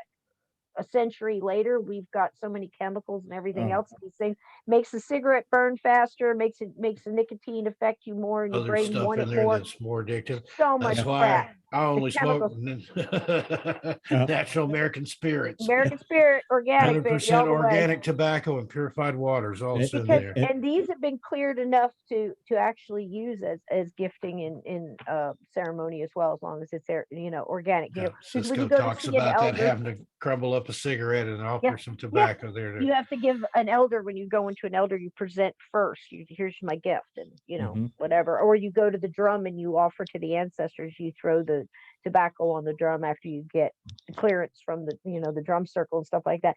It's all simple things, but it's like the movie. I don't know if you ever saw the movie Wind Talkers, and they're going into battle, and it's about the Yes. Navajo Wind Talkers, whose code was never broken, by the way. And Exactly. they're all going into battle, and of course they each had a person to protect them, because if they were captured they had to kill him because they didn't want the code broken, and that was the whole point of it, to have that soldier with them. But they're going into battle, and they do the ceremony, and they do basically war paint is what it's been called. Camouflage is something that the army and the military called it when they got the idea from natives that came, that they met over the years. And Mhm. the whole thing, mass units and portable villages, and the whole reason we set up all that Native American, all of it, Yep. you know Absolutely. and so What tri- anyway, what tribe are you we from? I'm Lenape and Cherokee, Oh, nice. and a little bit of Scotch. So that's my I got daddy, Cherokee on my dad's side. My and he is too. great grandmother was full, grandma half, dad was quarter. Nice. I don't have any Native American in me. On my father's side, we came here on the Mayflower, um, from Scotland, and a little bit of Norse mixed Yeah. in with there. Yeah. And my mom's side of the family, I don't really associate too much with anybody on my mom's side of the family. Different talk, different day. But they came over on the boat straight from Czechoslovakia. So Wow. yeah. Yeah, see, at this point, we're all kind of like a little mixed, and I think it's Mhm. what you resonate with, just like Mhm. with the crystals, or being an empath, and you've got to find out what grounding you resonate with and how you cleanse, but you have to cleanse or you're gonna feel down. And that whole thing, you die hard, making fists with your toes in the carpet. That's like a form of grounding. Yeah. Hugging a tree. That's how everybody started saying the tree hug. But when you do that and you put your arms around and you think, and you're putting your stuff that in that cleansing tree and going down to the roots, but you're also pulling up. It's getting something Yes. from you, just like Yep. the oxygen and carbon dioxide. And I've Again, that lived in circle. places where you couldn't get out and get to the ground necessarily, Mm. even the grass in the city and stuff. I found if you get a rock, just some plain old granite or Yeah. something Mhm. like that, carry that around with you, hold it, Mm-hmm. let it absorb, and then throw it away. And So then which one of you has a lot of purple around right now? probably Cisco. No, most of my stuff's black. There's something All my purple. stuff's Purple. black. What have I got purple going on here? I've got Oh, a there's a purple. purple witch sitting right in front of me. Okay. I've got a purple dragon throw There over you here go. that I've got Yep. some Now boxes covered up with. that I'm going to segue into maybe our last little what have Sure. you, but that's my special empath ability. So you I- can see like colors, I or you pick up see. on colors that Mhm. I start sensing that That's the only thing there's purple I've got. Well, the ominous purple is color. right in front of me. I just can't see because it's so dark in here. I mean, And, this I've got a part right here is purple green hat screen, sitting but here. these skulls are all this is real. Those are So real this human whole skulls. thing, no. Is this Barney? See, that's the My paper first boy. husband. That's the next door neighbor. That's the I had high ex-boss. hopes What of about this the when he didn't milkman? make it. But yeah, that purple is like right in front of me. Like I said, I just did see, because everything's very dark. It's very Halloween. We're Halloween 24/7, Steve and I. I mean, he's got skulls Yeah. in his room too. I don't But know how I pick up on it. yeah, well, you're just picking up on that energy and the color. Color is profound. If you Someone think told about me it, that's that's what it like being a smells. clairvoyant, Yeah, yeah, yeah. but like, what purpose does that have? That I can pick up Well, on a color? It, You know what I mean? well, no, but it's bigger than that. It's something that your whole podcast is third eye. Once you open that up and you start seeing things, your consciousness start raising. If you're able to see conspiracy and how a country would, how possibly a country, any country, massacre its own people Mm. just to start a war, so they can make money on both sides of it. It's a special kind of psychopathic evil. And it's Yeah. very hard for people to understand that not only has it happened once, it's all multiple times. Don't believe me, Gulf of Tonkin. Don't believe me, Pearl Harbor. Don't believe me, go back, keep going. Archduke Ferdinand, keep going, keep going. See where the money was made on both sides. The military industrial complex, it makes money on both sides of this. Mhm. Yes, I said it. And that's a fact. And I was in the military. I saw things from the inside. I talk to men all the time. I talk to soldiers all the time, men and women both. They come back and they tell stories. So, like, not everybody could be telling the same lie, not knowing each other. So that's one. Then you've got the same thing with the ghosts. There's something happening. If one of these stories is correct, if Mhm. one of these stories is factual and true and can be proven, then something is going on. If one alien, one abduction, one UFO, something's going on, one Right. cryptid, same thing. So I believe that when you can start seeing that stuff and you can rise above the fact that we can't think of how somebody could be so evil because they're not like us or we're not Mhm. like them, it's hard. You rise above that and see that, you said something to this.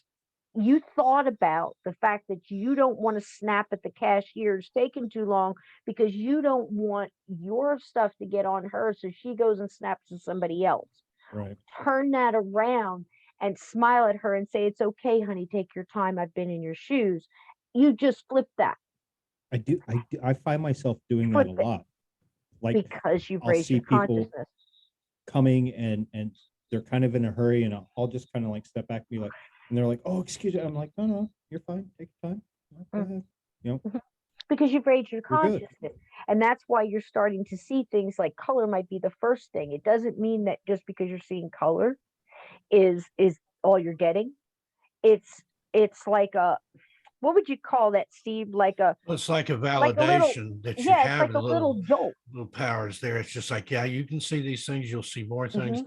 That's I asked my granny about stuff that I used to see, and she'd say, well, some things are just meant for you, that's just Hmm. a little sign to let the universe or whatever's out there know that it's listening, and it sends you a sign sometimes just Hmm. to say, hey, I'm here and I know you're there. This is nothing other than just a little post-it note to let you know Hmm. that. Hmm. Sometimes Like a things, mile marker kind of yeah, thing. things may have very in-depth and personal meanings. Other times it might not mean a damn thing. It's just, And some it's things, what it like is. Yeah. So little things, like Steve and I talk about angel numbers all the time. That's a great way to teach, for people who are listening, just to get your teeth into it a little bit. Is when you start noticing 111, the angel numbers, okay, or your number might be something 777, it might be whatever. But look that up. If you're seeing that all the time, look it up. Look it up a couple. It's like I do with herbs. I don't listen to one source. I have right. multiple sources, and then I take the combo, that's the same. And then once you start seeing those and you start recognizing, you say, hey, thanks, because it might be, you can call it spirit guide, again, the labels, the angel numbers, whatever. It's universe. It's the positive something that's connected to you going, hey, I see you, and I know Yeah. you see me, and you'll start seeing them more. And And it's I like think doing whatever it push-ups. is, it likes to Do more. establish that connection. It's like Hmm. not all of a sudden going to just dump all this stuff on you and you Right. not know what to do with it.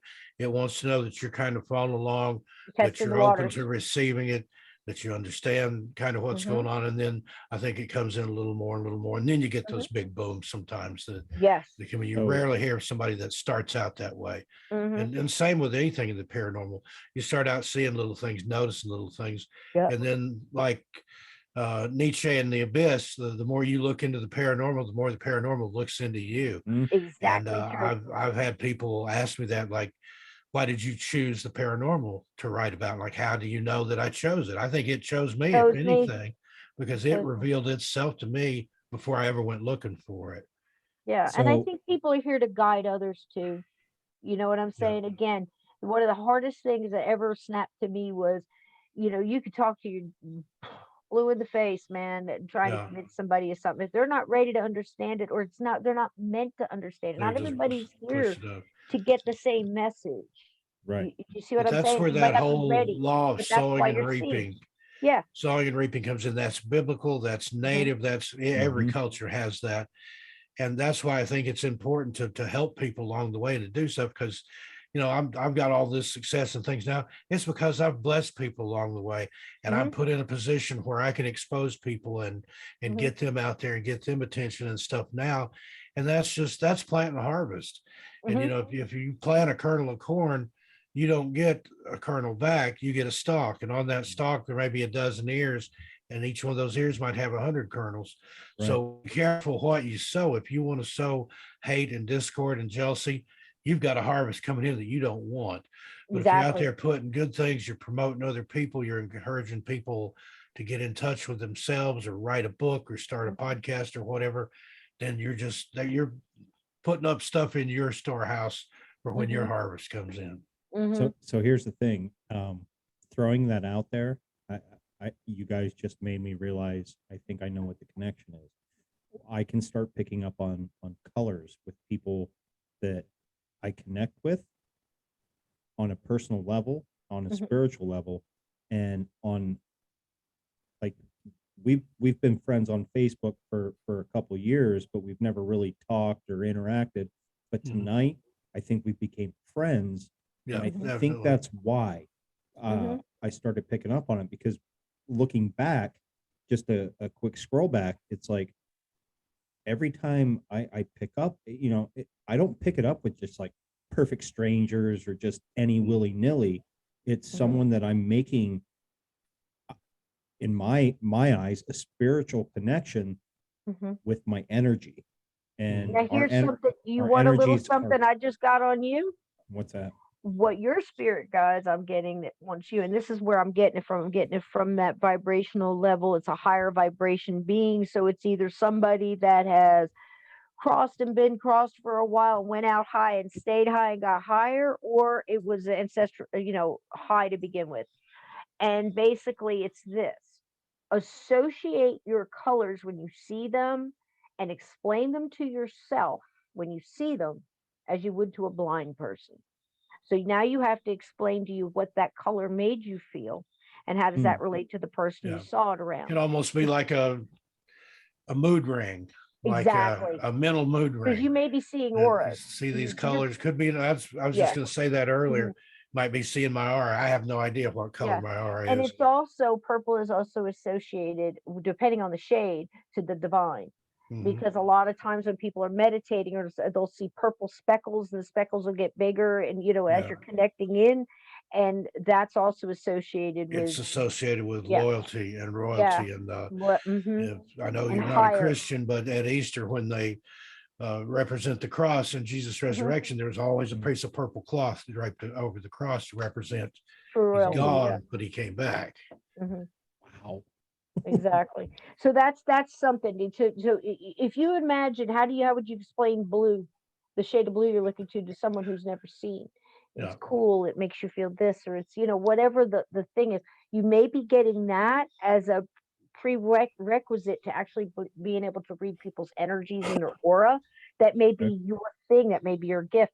But again, you're opening yourself up to that.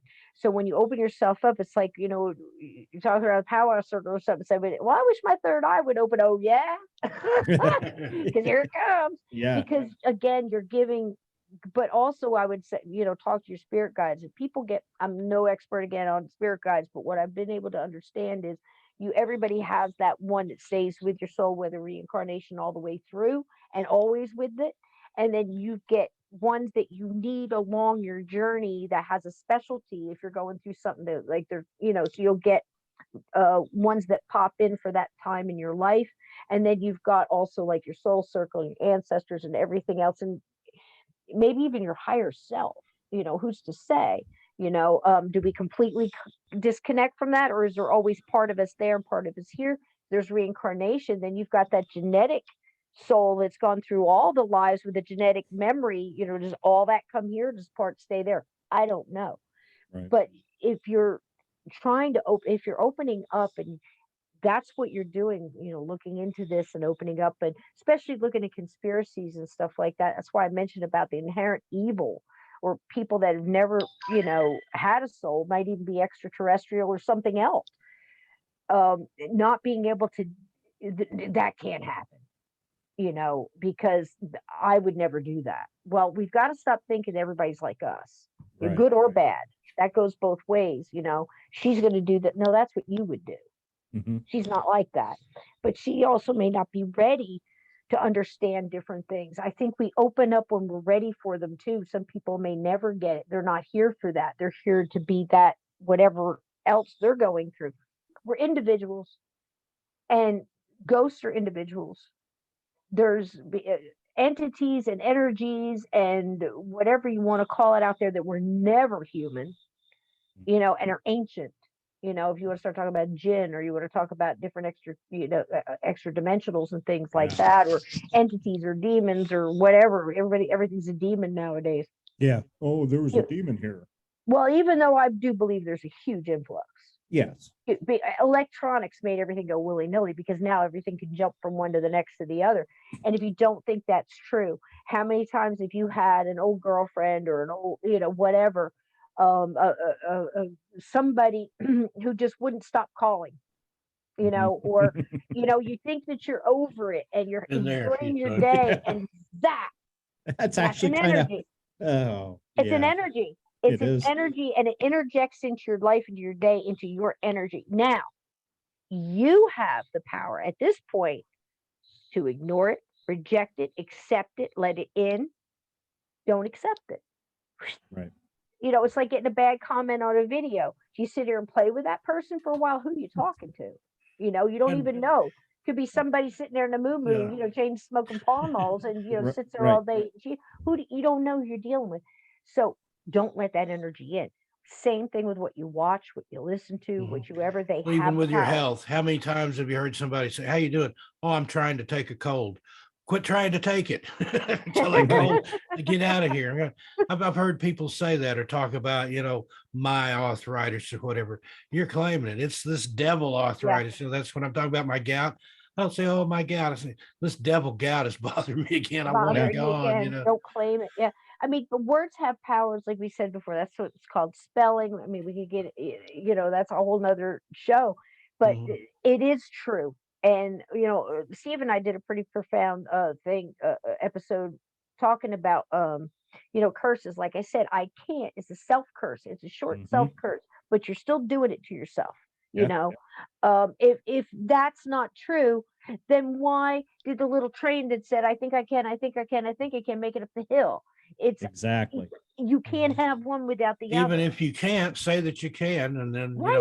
at Until least you try. fake You it till never you know make it. what you can do till you try. Whatever That's you got to do, but it is a spell. You've cast it out into the universe, and that's why they yeah. say you can manifest your own destiny. You can manifest positivity. You can, I will get that car. I will get that job. I will make it.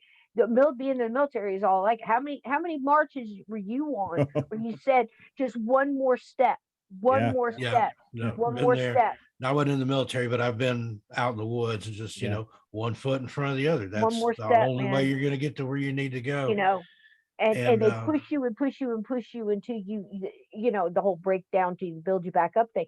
But they push you and push you and push you because they want you to discover your inner Yourself. greatness, Yeah. and what you can do. And there's no way I'm going to make it through that obstacle course. Well, yeah, you're probably not gonna. I was a platoon guy. None of my people dropped out. I'd be damned if I'm going to do push-ups for you. Right. Get your ass up, let's go. blanket party. Everything I got hurts. You can't walk lean on me. I got you. You Right. know, and this is just the way it works. But you push yourself and you dig down, you find out who you really are. Well, we could do that in our own lives. People Yeah. have gotten so easy to just say, push a button and instant gratification. And that's why so many people are upset now. I got Mhm. news for people. I think we're going back to that thing where people like Steve and I are going to be sitting on the rock sharpening our knives going, yep, we told you, Yeah. you know, Yeah. Hey, and now, peeling that apple yeah, and giving some advice. You never yeah, turn there's down advice from an yeah, old timer that's sitting there got a cutting a sharp slice knife of and an apple off. apple. Yep.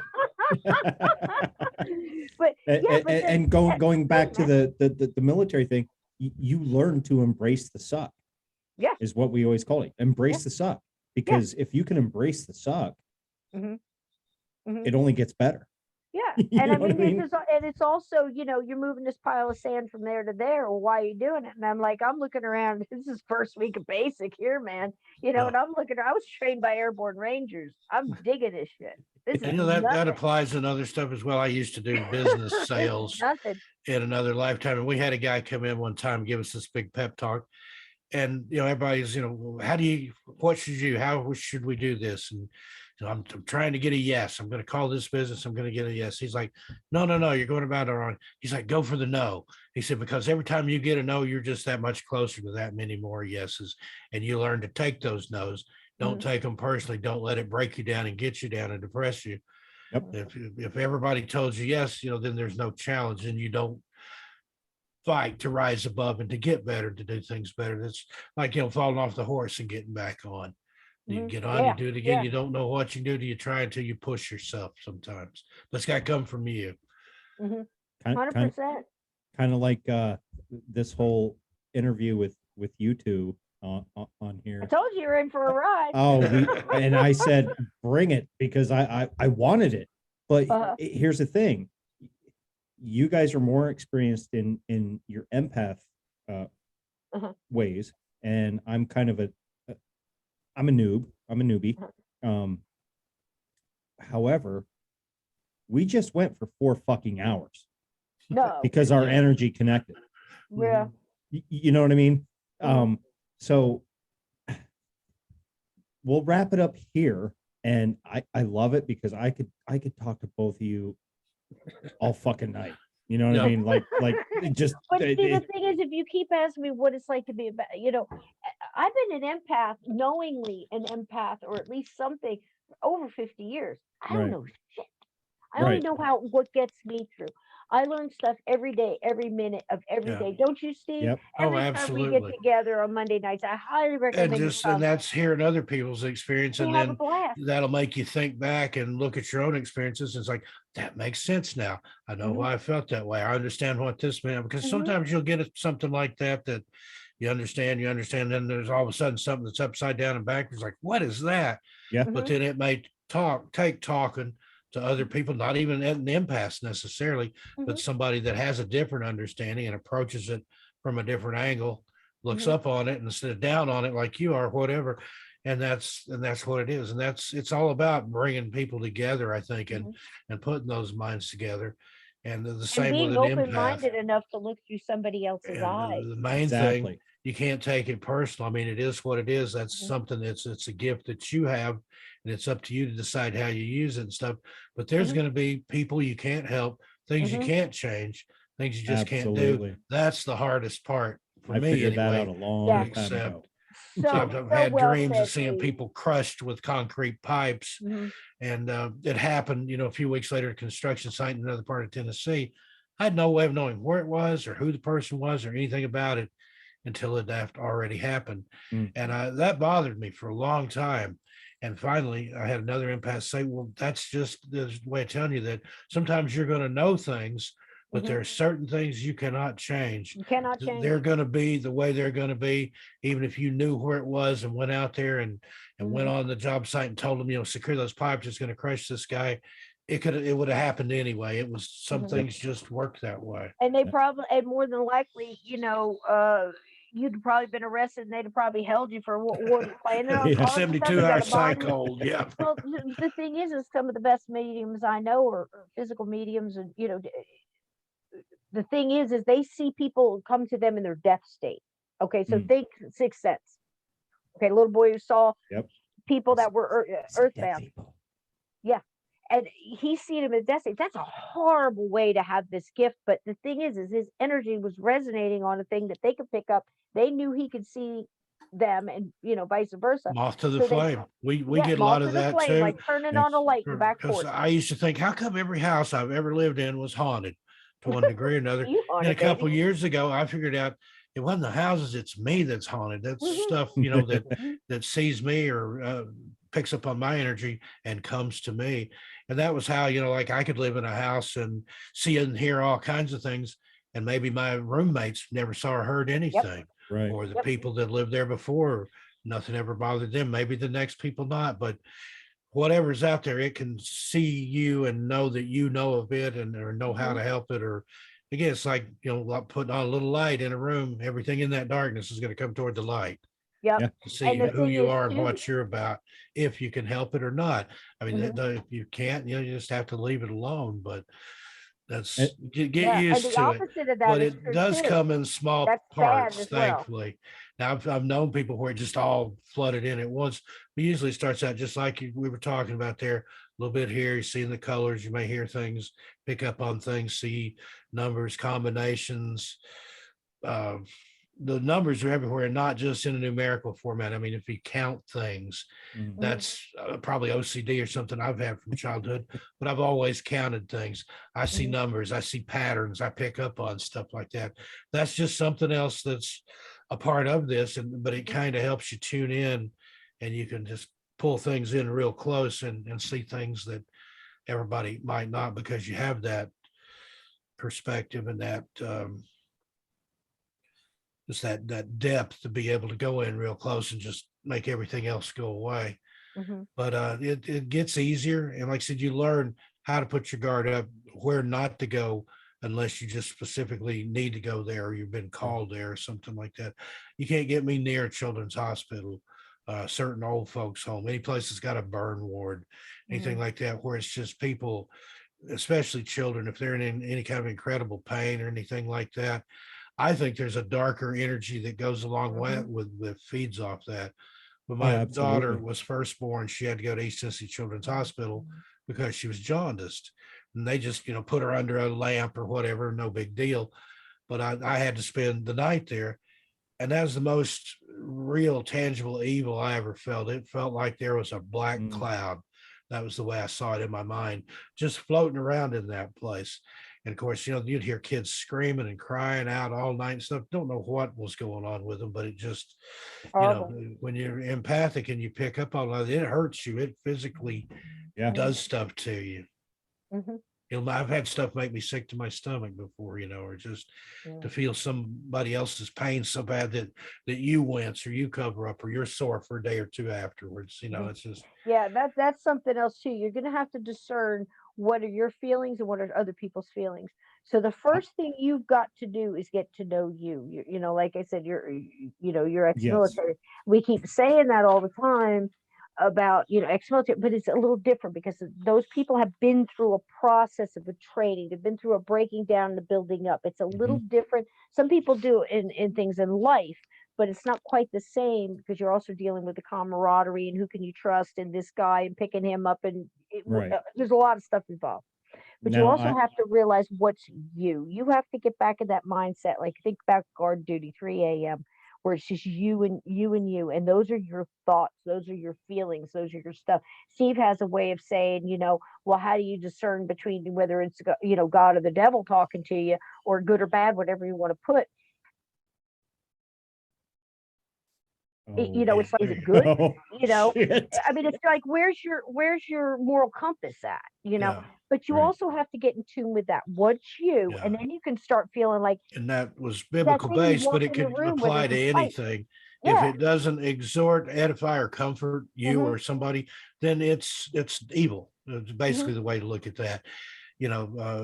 Something good, something holy, something pure. It's not going to Hmm. tell you to skin your neighbor alive. Yeah. No, It's going It's to all say different not at feeling. all. Your filters, bake a cake and take it to your neighbor, something Yeah. like that. It may be something simple, but it's not going to tell you to do anything that's going to hurt, harm, Yeah, I or don't understand otherwise people that disturb can't anybody. discern that because to me it's so easy to I can filter like walking in, to energies. I can feel like I said that one little boy. I mean, think about that again. Do I think that little boy was evil? Uh-huh. I do. No, I don't think it. I know it. I felt it coming. Now, Whatever was was it in just him a little boy? controlling Was it him, something whatever in him? had the little boy puppet Right. that it was Yep. working. Mhm. To get at the mother or whatever. I mean, these things are so crazy. And sometimes people manifest their own or they draw their own. But it's like that when you said you're turning on a light, like moths drawn to a flame. Well, this is what happens when people start to dabble in things they don't quite understand and, are trying to understand their gift. And, a young teenager is going through a lot of angst and a lot of crap. And they Mhm. know that, they're trying to find where they fit in and might get the wrong advice and get into something. Now they've got an ability and they're going out there and they're trying to summon things or trying to talk to something Yeah. in the house. And Hmm. that thing's Easy going to to take bite off more than advantage you of can them. chew, or to Yeah. Oh, you can Without absolutely. always having overestimate or foundation. underestimate your own abilities. Yeah, and So you just, have to have a foundation. So you always yeah, start with you, and then you understand what are your feelings, what are your things. Like your first That's wake the up in thing the with my morning, feelings. ask your I'm I, guides. I'm the least Empathetic? empathetic empath. That Yeah. Well, that's also I your don't have. training. Yes, I don't have. If you are not directly involved in my life Mhm. personally, Yeah. as sad But as it I sounds, was going I to tell don't you care. that something about you that I'm picking up on it. It's not because you're unfeeling or incompassionate or anything like that. It's a training. It's a survival mechanism. It's a wall. Mm, That's yeah. you young learning to deal with being an empath and probably other things as well yeah, Mhm. I didn't because have you're the best drawn to childhood, this. so But the thing is you're drawn to this. So right. Steve and I've learned along the way that people that are drawn to this have either had an experience, have gifts, have multiple things. There's multiple reasons Hmm. that it's something like this interests you, Yeah. and you probably learn to deal with that. Things that hurt, kids learn how to put up walls. They have protective barriers that they can Yeah, put up, and you it's a natural thing. compartmentalize. You put Yeah. Yeah. it, you make I, a little box in your mind, you put it in Yep. the box, you shut the box. Yep. yeah. And that's not always the best thing to do. No, it's not because I'm notorious for that. Yeah. The moment uh, an argument might come up, I Mhm. jam you out. Mhm. Boom, complete Well, yeah. silence. Well, that's just And like I said, survival. Survival. right. Yeah. And when my wife and I first got together, she was in a very tumultuous relationship. Like it was bad. You know what I mean? And we'd have arguments when we were first dating and what have you, and she expected me to just come back, and I'm like, no, Mhm. boom, no, You know no, why? shutting it down. You know And why? Because you're one of those people that know if you let go, there ain't no coming back from it. right, You learn, Yeah. you're not only your own survivor, I'm the same way. yeah, You know, yeah, I'm the nicest person in the world, man. don't You cross see me. this mama bear going crazy, man. I raised boys by myself, uphill both ways, barefoot in the snow. Yeah, You know, I mean, hard. That's just one of the things. But I'm the nicest person in the world. But yep, and I just sit there and I listen to people. If I, around me at work, come into the shop or whatever, and I'm like, and they wonder, how do you do that? It was like I completely shut off. They have to call me like 3 times. I'm like, what? We even stand here talking to you. And I'm like, man, I'm gone. yeah, I shut y'all. I do I actually said this yesterday. I do my absolute best to ignore to ignore every some bitch up in this place mm-hmm, because I'm here to do a job. I'm doing my job. I'm focused on that. My mind is working on 10,000 different things at once and I'm yeah, shutting you off because I don't want energy vampires. You're sucking my energy. You're coming in exactly. here. All you're doing is talking about everything that hurts, everything is bad, how horrible this guy is, how terrible this. It's like that scene out of what do you call it? Goodfellas, where all the women in the kitchen just bitching with the turquoise eyeshadow and the big bouffant hairdos and the polyester suits, and they're just yeah, just Yeah, I don't awful, want dude. any part of that. No, bitching and complain about how awful your lives are. Are you kidding me? There are children in cancer wards. Shut up. Yeah, You know, flip your own life. yeah, It's like, what do you mean you had a bad day? I get it. It's like this happened, this happened. right. But enjoy a little bit of life. Enjoy the cardinal. Enjoy your, I know it's terrible to say. I laughed a little when everybody was getting locked down because I always find that the happy part about it, of course, it's sad, and I prayed for them and I hoped Right. for the best. But I'm like some of these parents raising these little crumb Rats. snatchers that need, a little bit of love and guidance in their life. Now you're locked down with them. This is who you're raising. You know, I Yeah. had people. I was working in a place, a retail place at the time that sold craft supplies, big major chain. Mm-hmm. So you can imagine, people were coming in panic. Second day, coming in. But my kids are home. I don't know what to do with them. Look, I need coloring books and Legos and this and that. I said, how about reading them a story? Sit down, get to know them, cook cookies with them, bake, plant plants in the back, teach them something, go through a photo book and tell them about People don't know how to their do stuff like ancestors that No, anymore. they Their don't. and parenting is a be with lost your art. children. Be with your children. Love your people. Again, this is what we said before. The elders who have all the wisdom, think back in the day how they used to do it, right, Steve? Mm-hmm. Mhm. Everybody was in the house helping each other. Everybody had a part. Everybody helped each other. And again, I think we're going to go back to that. But Oh, we that's will. just something that the connection of the people that come back and visit and give messages to loved ones or you know sometimes perfect strangers helping perfect strangers. Look at me and Mhm. Steve, that's not the only time we've done stuff like that. Right. And perfect strangers going so far the extra mile to help Yeah. each other and then lose it in line because the guy is asking too many questions at the Wendy's, whether he wants cheese or not. Yeah. If he's setting you off, is he really the problem or is it you? Is it your self control? Is it what's going on in you? And I maybe did take a that to different view. myself today. And because, like I said, I've been on this spiritual journey, and my old self would be like, um, okay, we came up to a four-way stop. This guy didn't even really stop, and he just went right across. And I was like, "Oh, Yeah, special, I know. special kind of, Traffic is the worst. yeah. That I always agree. bothered me. Just I And could be driving along praying and praising and having a good time, and then somebody cut me off or do Mhm. something stupid. yeah, Just right. instant rage. And what was it? Oh no, that wasn't what triggered me. So I commented to my wife. I was like, oh, that was a nice stop. And she's like, oh yeah, Hollywood, right? And I'm like, yeah, Hollywood stop or New York stop, whatever you want to call it. So we're going down the main drag or whatever, and I see this lady on the left side of me, okay, and she's wearing red and black flannel shirt, Mhm. and said to my wife, and then she jaywalks or whatever. Not that it's a crime anymore, but she's walking across. And What I said, is? yeah. And I said, I could, I can really am so sick and tired of seeing red and black flannel representing, everybody wears it around Christmas time. I said, whoever invented that fad and trend needs to be shot. And The then I buffalo said, plaid? what's that? The buffalo, it's called buffalo plaid. Okay.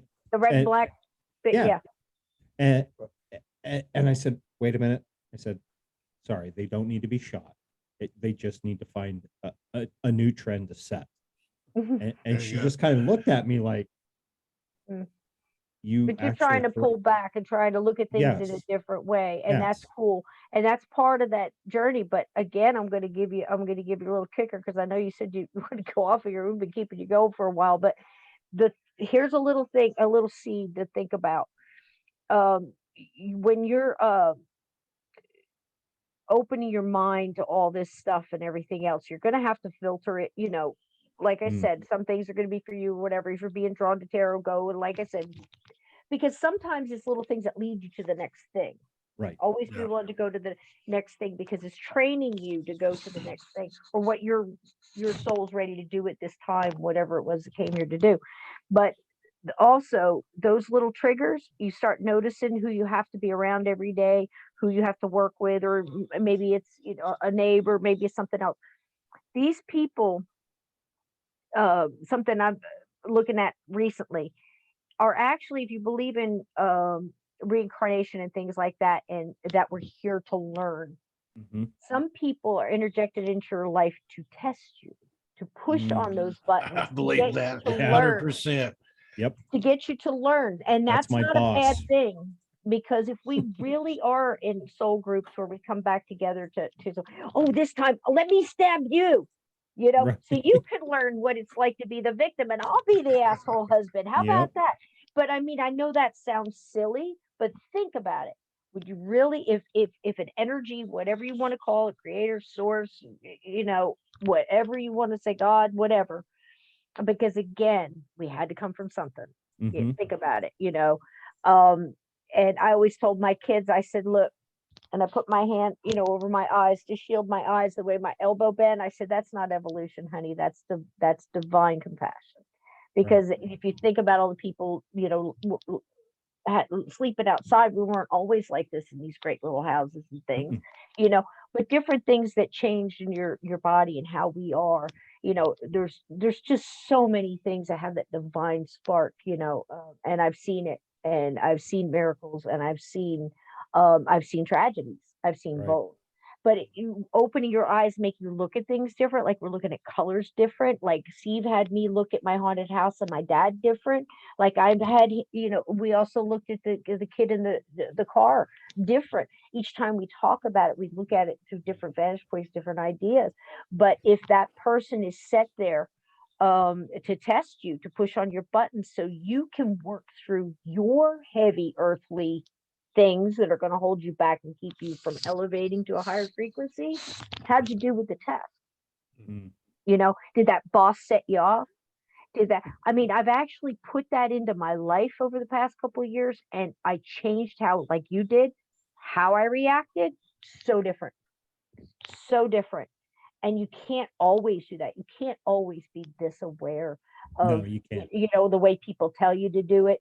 But if you think about it and you put it into your life, like recognizing the angel numbers, like, like recognizing that ghost knocking on, moving the cabinets or doing whatever, the more you connect into it, the more it's going to respond. But again, that works both ways, good and bad. The more you Right. recognize and respond to this, the more energy it's going to get. So you have to know what you're dealing with. And I think that way, it is that way in life too. Absolutely. So we're going to end it there. There you go. So, Good show. Steve, let everybody again know where they can get a hold of you and your books and your podcast, your YouTube. They're wonderful musings. Yeah, the books are on Amazon, of course, and wherever fine books are sold. My publisher likes me to say that. They're in Kindle and paperback editions. Strange Things in the Woods. stories I've collected. My Strange World, which is my own personal experiences, in the book Sysco and I did together. We're all children in the wilderness of the afterlife, a guided tour through a haunted life. And then 5 stars, baby. and then National Park Mysteries and Disappearances, Volume 1, 2, and number 3 is the one that just came out. Outstanding And books also, too. you can find me on Facebook, Steve Stockton 81. That's also my email address at Gmail. On Twitter at Strange and Odd. Main YouTube channel, Missing Persons and Mysteries. Cover, like it says, missing persons. That's always the primary focus. But on the mysteries side of that name, we cover a lot of different things Fantastic on that. channel. And then I've got my personal channel, 13 Past Midnight. Just go on there and blow off steam, let my hair down, have fun. Been doing ghost stories at midnight for tonight will be episode 310 in a row. I'm gonna see how many I can get, how many I can rack up. So, and then tomorrow night, I'm starting the 12 days of Christmas, 12 nights of Krampus over there. So There that's you some go. good stuff. And That's and nice. this episode was supposed to be about Krampus, but We covered a little bit of Krampus. we Did did. we talk but about Krampus, Steve? but however, This is where you got here. however, this episode was not meant to be about that. It was meant to be about everything Well, I else. even wondered when you contacted me and you said you wanted me to come on and talk about Krampus. I'm like, I don't really know that much, but That's the same thing I I said. felt like I You needed to told go me on he here. did. So here you Well, go. I said, Stockton's your Krampus, man. You know, I mean, it's you take that I the way knew you wanna enough. I take it. knew the basics, and we talked about, the burlap sack Yeah. and the Right. origins of it and all the stuff like that. But I even thought about telling, I don't know anything about Krampus, but I thought, no, I need to go on here. I want to go on here. I'll, and I looked up my phone like before we went on the air and like kind of reminded myself of what I know about Krampus, which not that much, but Yeah. it worked out good. We had a great show, a great discussion, and look forward to coming back on again sometime if you'll have me. Absolutely. You guys are both welcome anytime. Well, you're Cisco, welcome on ours too. We're gonna get you on one night. We'll come Okay. on And, Monday Madness. Yeah, I with forgot us. to mention Monday Madness with Cisco. Me. Absolutely. 5 or 8 o'clock Eastern time every Monday. Every Monday on Journey Through the Gate Paranormal Portal podcast. And that's on YouTube. It's on YouTube Live. And then Sunday nights, 8 p.m. and Monday nights, 8 p.m. We're going to get some more, but I actually work for a living too. So, Yeah, I like same to, here. I'm trying to focus on quality, you know what I mean? Rather than, pop out, because it's really hard when I tell you I read your book, I read your book. I'm not going to lie. You know what I mean? Or I like to try to investigate my guests a little bit because, like I said, we're talking about heavy conspiracies sometimes too, or this Laurel Canyon we just dug in and all that other stuff. So, gosh, poor you old whenever Mike come back, we'll Nesmith. talk about that, man. Woo. I mean, that's some stuff. And Helter Skelter, I think, and the Four on the Floor and some other And the monkeys, disasters that and happened there there. went Mike Nesmith. Sorry, I'm Mike. sorry, Mike, man. We did nothing but respect you, dude. I mean, I can't believe we focused on him so much, and I couldn't Because we understand did. why I got thinking about that afterwards. We talked his name about a kept lot of coming up, different dude. people, but then we talked a lot about the monkeys and a lot specifically about him I because don't you were saying understand it. his mom invented paper clips. And I'm like, no, it was I say some different every time. Staples or something. And then remember it was whiteout or liquid paper. I think whiteout, I think is what Yeah, it but see, was. that's just the thing. It's all energy too. I And don't know if we picked up we on it. because whited him something out happened. accidentally, like whoops. Oh, jeez, man. Sorry, We got to Mike. be so careful. You might Yeah. not want to come on the show, man. We can't promise anything. No. Anything can happen. Well, we But already anyway, experienced a we had glitch fun. before we started re-recording. All of a sudden, Yeah. both of y'all shut my internet down. So We're there's sorry. that. We've done that before. And I wouldn't swear you're not going to get a knock on your door tonight too, because you have to come back on. We'll talk about black-eyed kids and Black stuff. eyed Oh, kids. Yeah. And I I'll definitely. tell can you tell my you if it's black going to eyed be kids Jehovah's experience. Witnesses or black-eyed kids, because I've had both. So Well, I don't know. here's the funny thing. In the last 45 minutes, now it has stopped, but I have a light right in front of me. Okay, it was the only one, but it kept on flickering like the power is about to go off. But the one off to my left and the one behind me didn't do shit. Well, there you go. I blame Like you Cisco. said, we're haunted. We bring it with us, but sometimes they just want attention, so just put it out there. And Absolutely. just Good to try get to together put and love out talk there so like you get this. love back. I do have to tell you one thing. Davy Jones did retire and passed away about 20 miles away from where I live. Well, We had nothing to do with it, dude. yeah, No, this was years we were ago. involved in He that. used to go up to, Nothing to yeah, do he used with to go up to the local beer distributor and get Guinness for his female Oh, my. horse and what have you when she was in heat or whatever the case may be. But yeah, Davy, little town called Beavertown, Pennsylvania. Wow. is So, where so where And wild. we didn't have he anything to do retired. with Peter Tork either. He died in 2019. So Yeah, Davy passed away a long time ago. So Yeah. Yeah. You know, there's a lot of people, you know, there's a Mickey lot. I mean, Dolan's look out, I guess, just in case. we're just in that thing. We're losing a lot of greats, you know, from our childhood. That's for sure. You And know, who else do we talk about a lot? David Crosby. He better be careful too. David we, Crosby. we delved Yeah, into we his did. Old whole school. family Illuminati bloodline history there. oh yeah, He yeah. was You related guys to John definitely Jay. have to come back on for some conspiracies. I'm telling you, because my heart is in conspiracies. Well, just And Yeah. invite us next time. We'll talk about Krampus. Talk about that kind of stuff. But yeah, yeah, David we'll talk Van about Krampus Cortlandt. and not talk about Krampus. We'll just get into the fucking Rothschilds. David Van Cortlandt Crosby of the Hmm. Illuminati bloodline Van Cortlandt family, Van Cortlandt Park in New Mhm. York. It also ties into the Son of Sam murders. We got it's like one of those Yeah. octopus things like Danny Casolaro was talking about, you know, that had 1,000 tentacles, you know, it's just Hmm. stuff's everywhere and deep. And all that And ties you- back into the military industrial complex and government JFK. shadiness and JFK is Mhm. we covered a lot of ground with this rock and roll conspiracy stuff. Yep, Nice. and we're gonna finish it up on Sunday, and you know, Talking and about what the Led Zeppelin curse and the Tavistock Institute and Oh fuck. trying to trying to remember what else I we gotta love it. tie in there. Mhm. Oh, The I Led know. Zeppelin curse, which ties in with the Jimmy Page's Aleister Crowley fascination. Aleister And other Crowley. people that picked up on Crowley, Paul Holy McCartney shit. was Yeah. Mhm. really into Mhm. Crowley at one time. Mhm. So yeah, we'd go down a lot of rabbit holes, but I Mhm. think you'd like our show, and I look forward to coming back and talking conspiracy sometime. Oh, hell Absolutely. yeah. You love going down rabbit holes with me and Steve. We bring carrots. Oh, you give me a Yep. rabbit, I'm gonna follow it down a fucking hole. Mhm. Yeah, there you go. Mhm. Oh, Yep. all It's right, fun. guys. So that was It's the been a interview. pleasure, man. Yes, Yeah, thank you for loved it. coming Pleasure on. meeting you. Have a good day. Yes.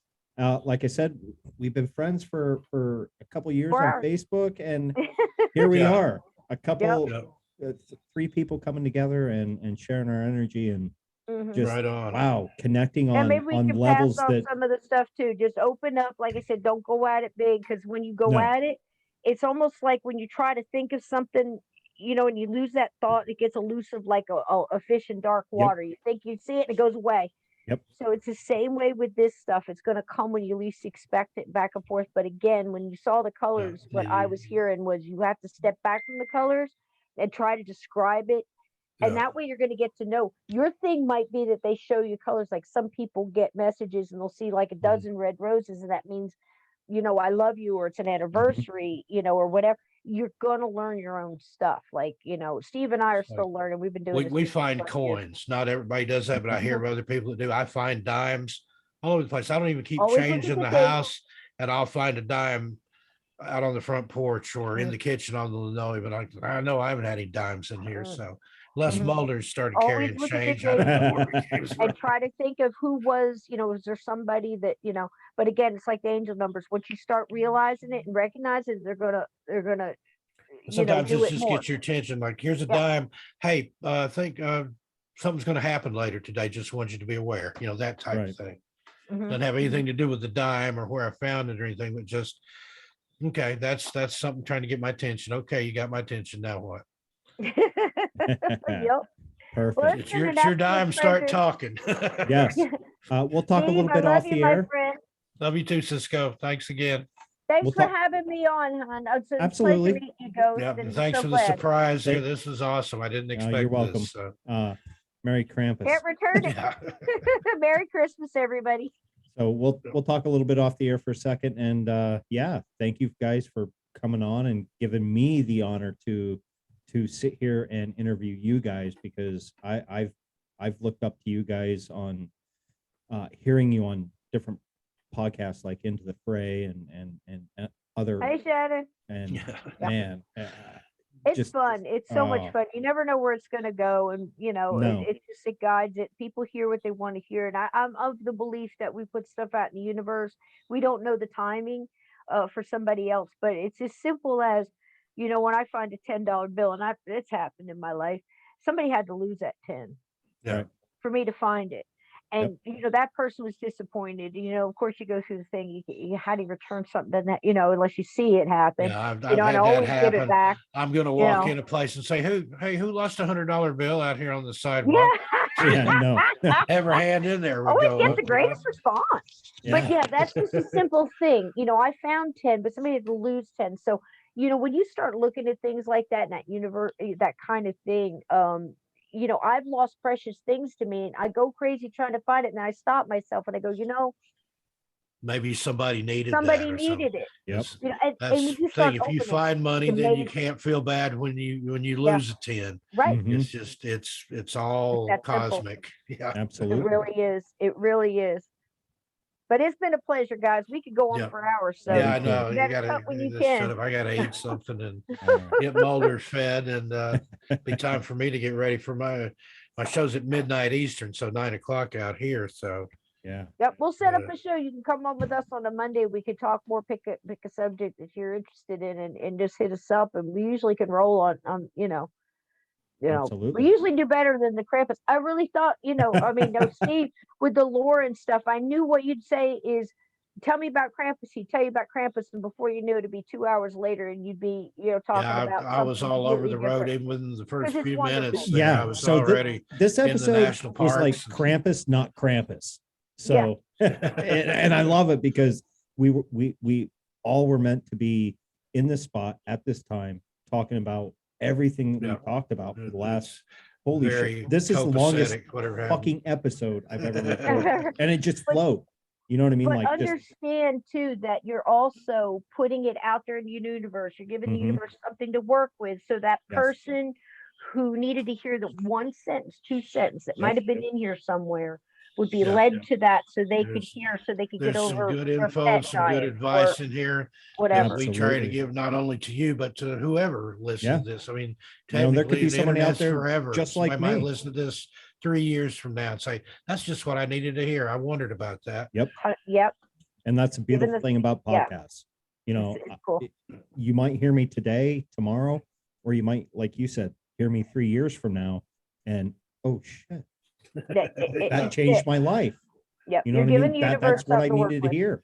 And then they've got 3 years worth of content they can binge. Yeah, There you go. absolutely. All right, All right, guys. fellas. So good night. And like I always say, be safe and carry that battle axe and pry open your third eye.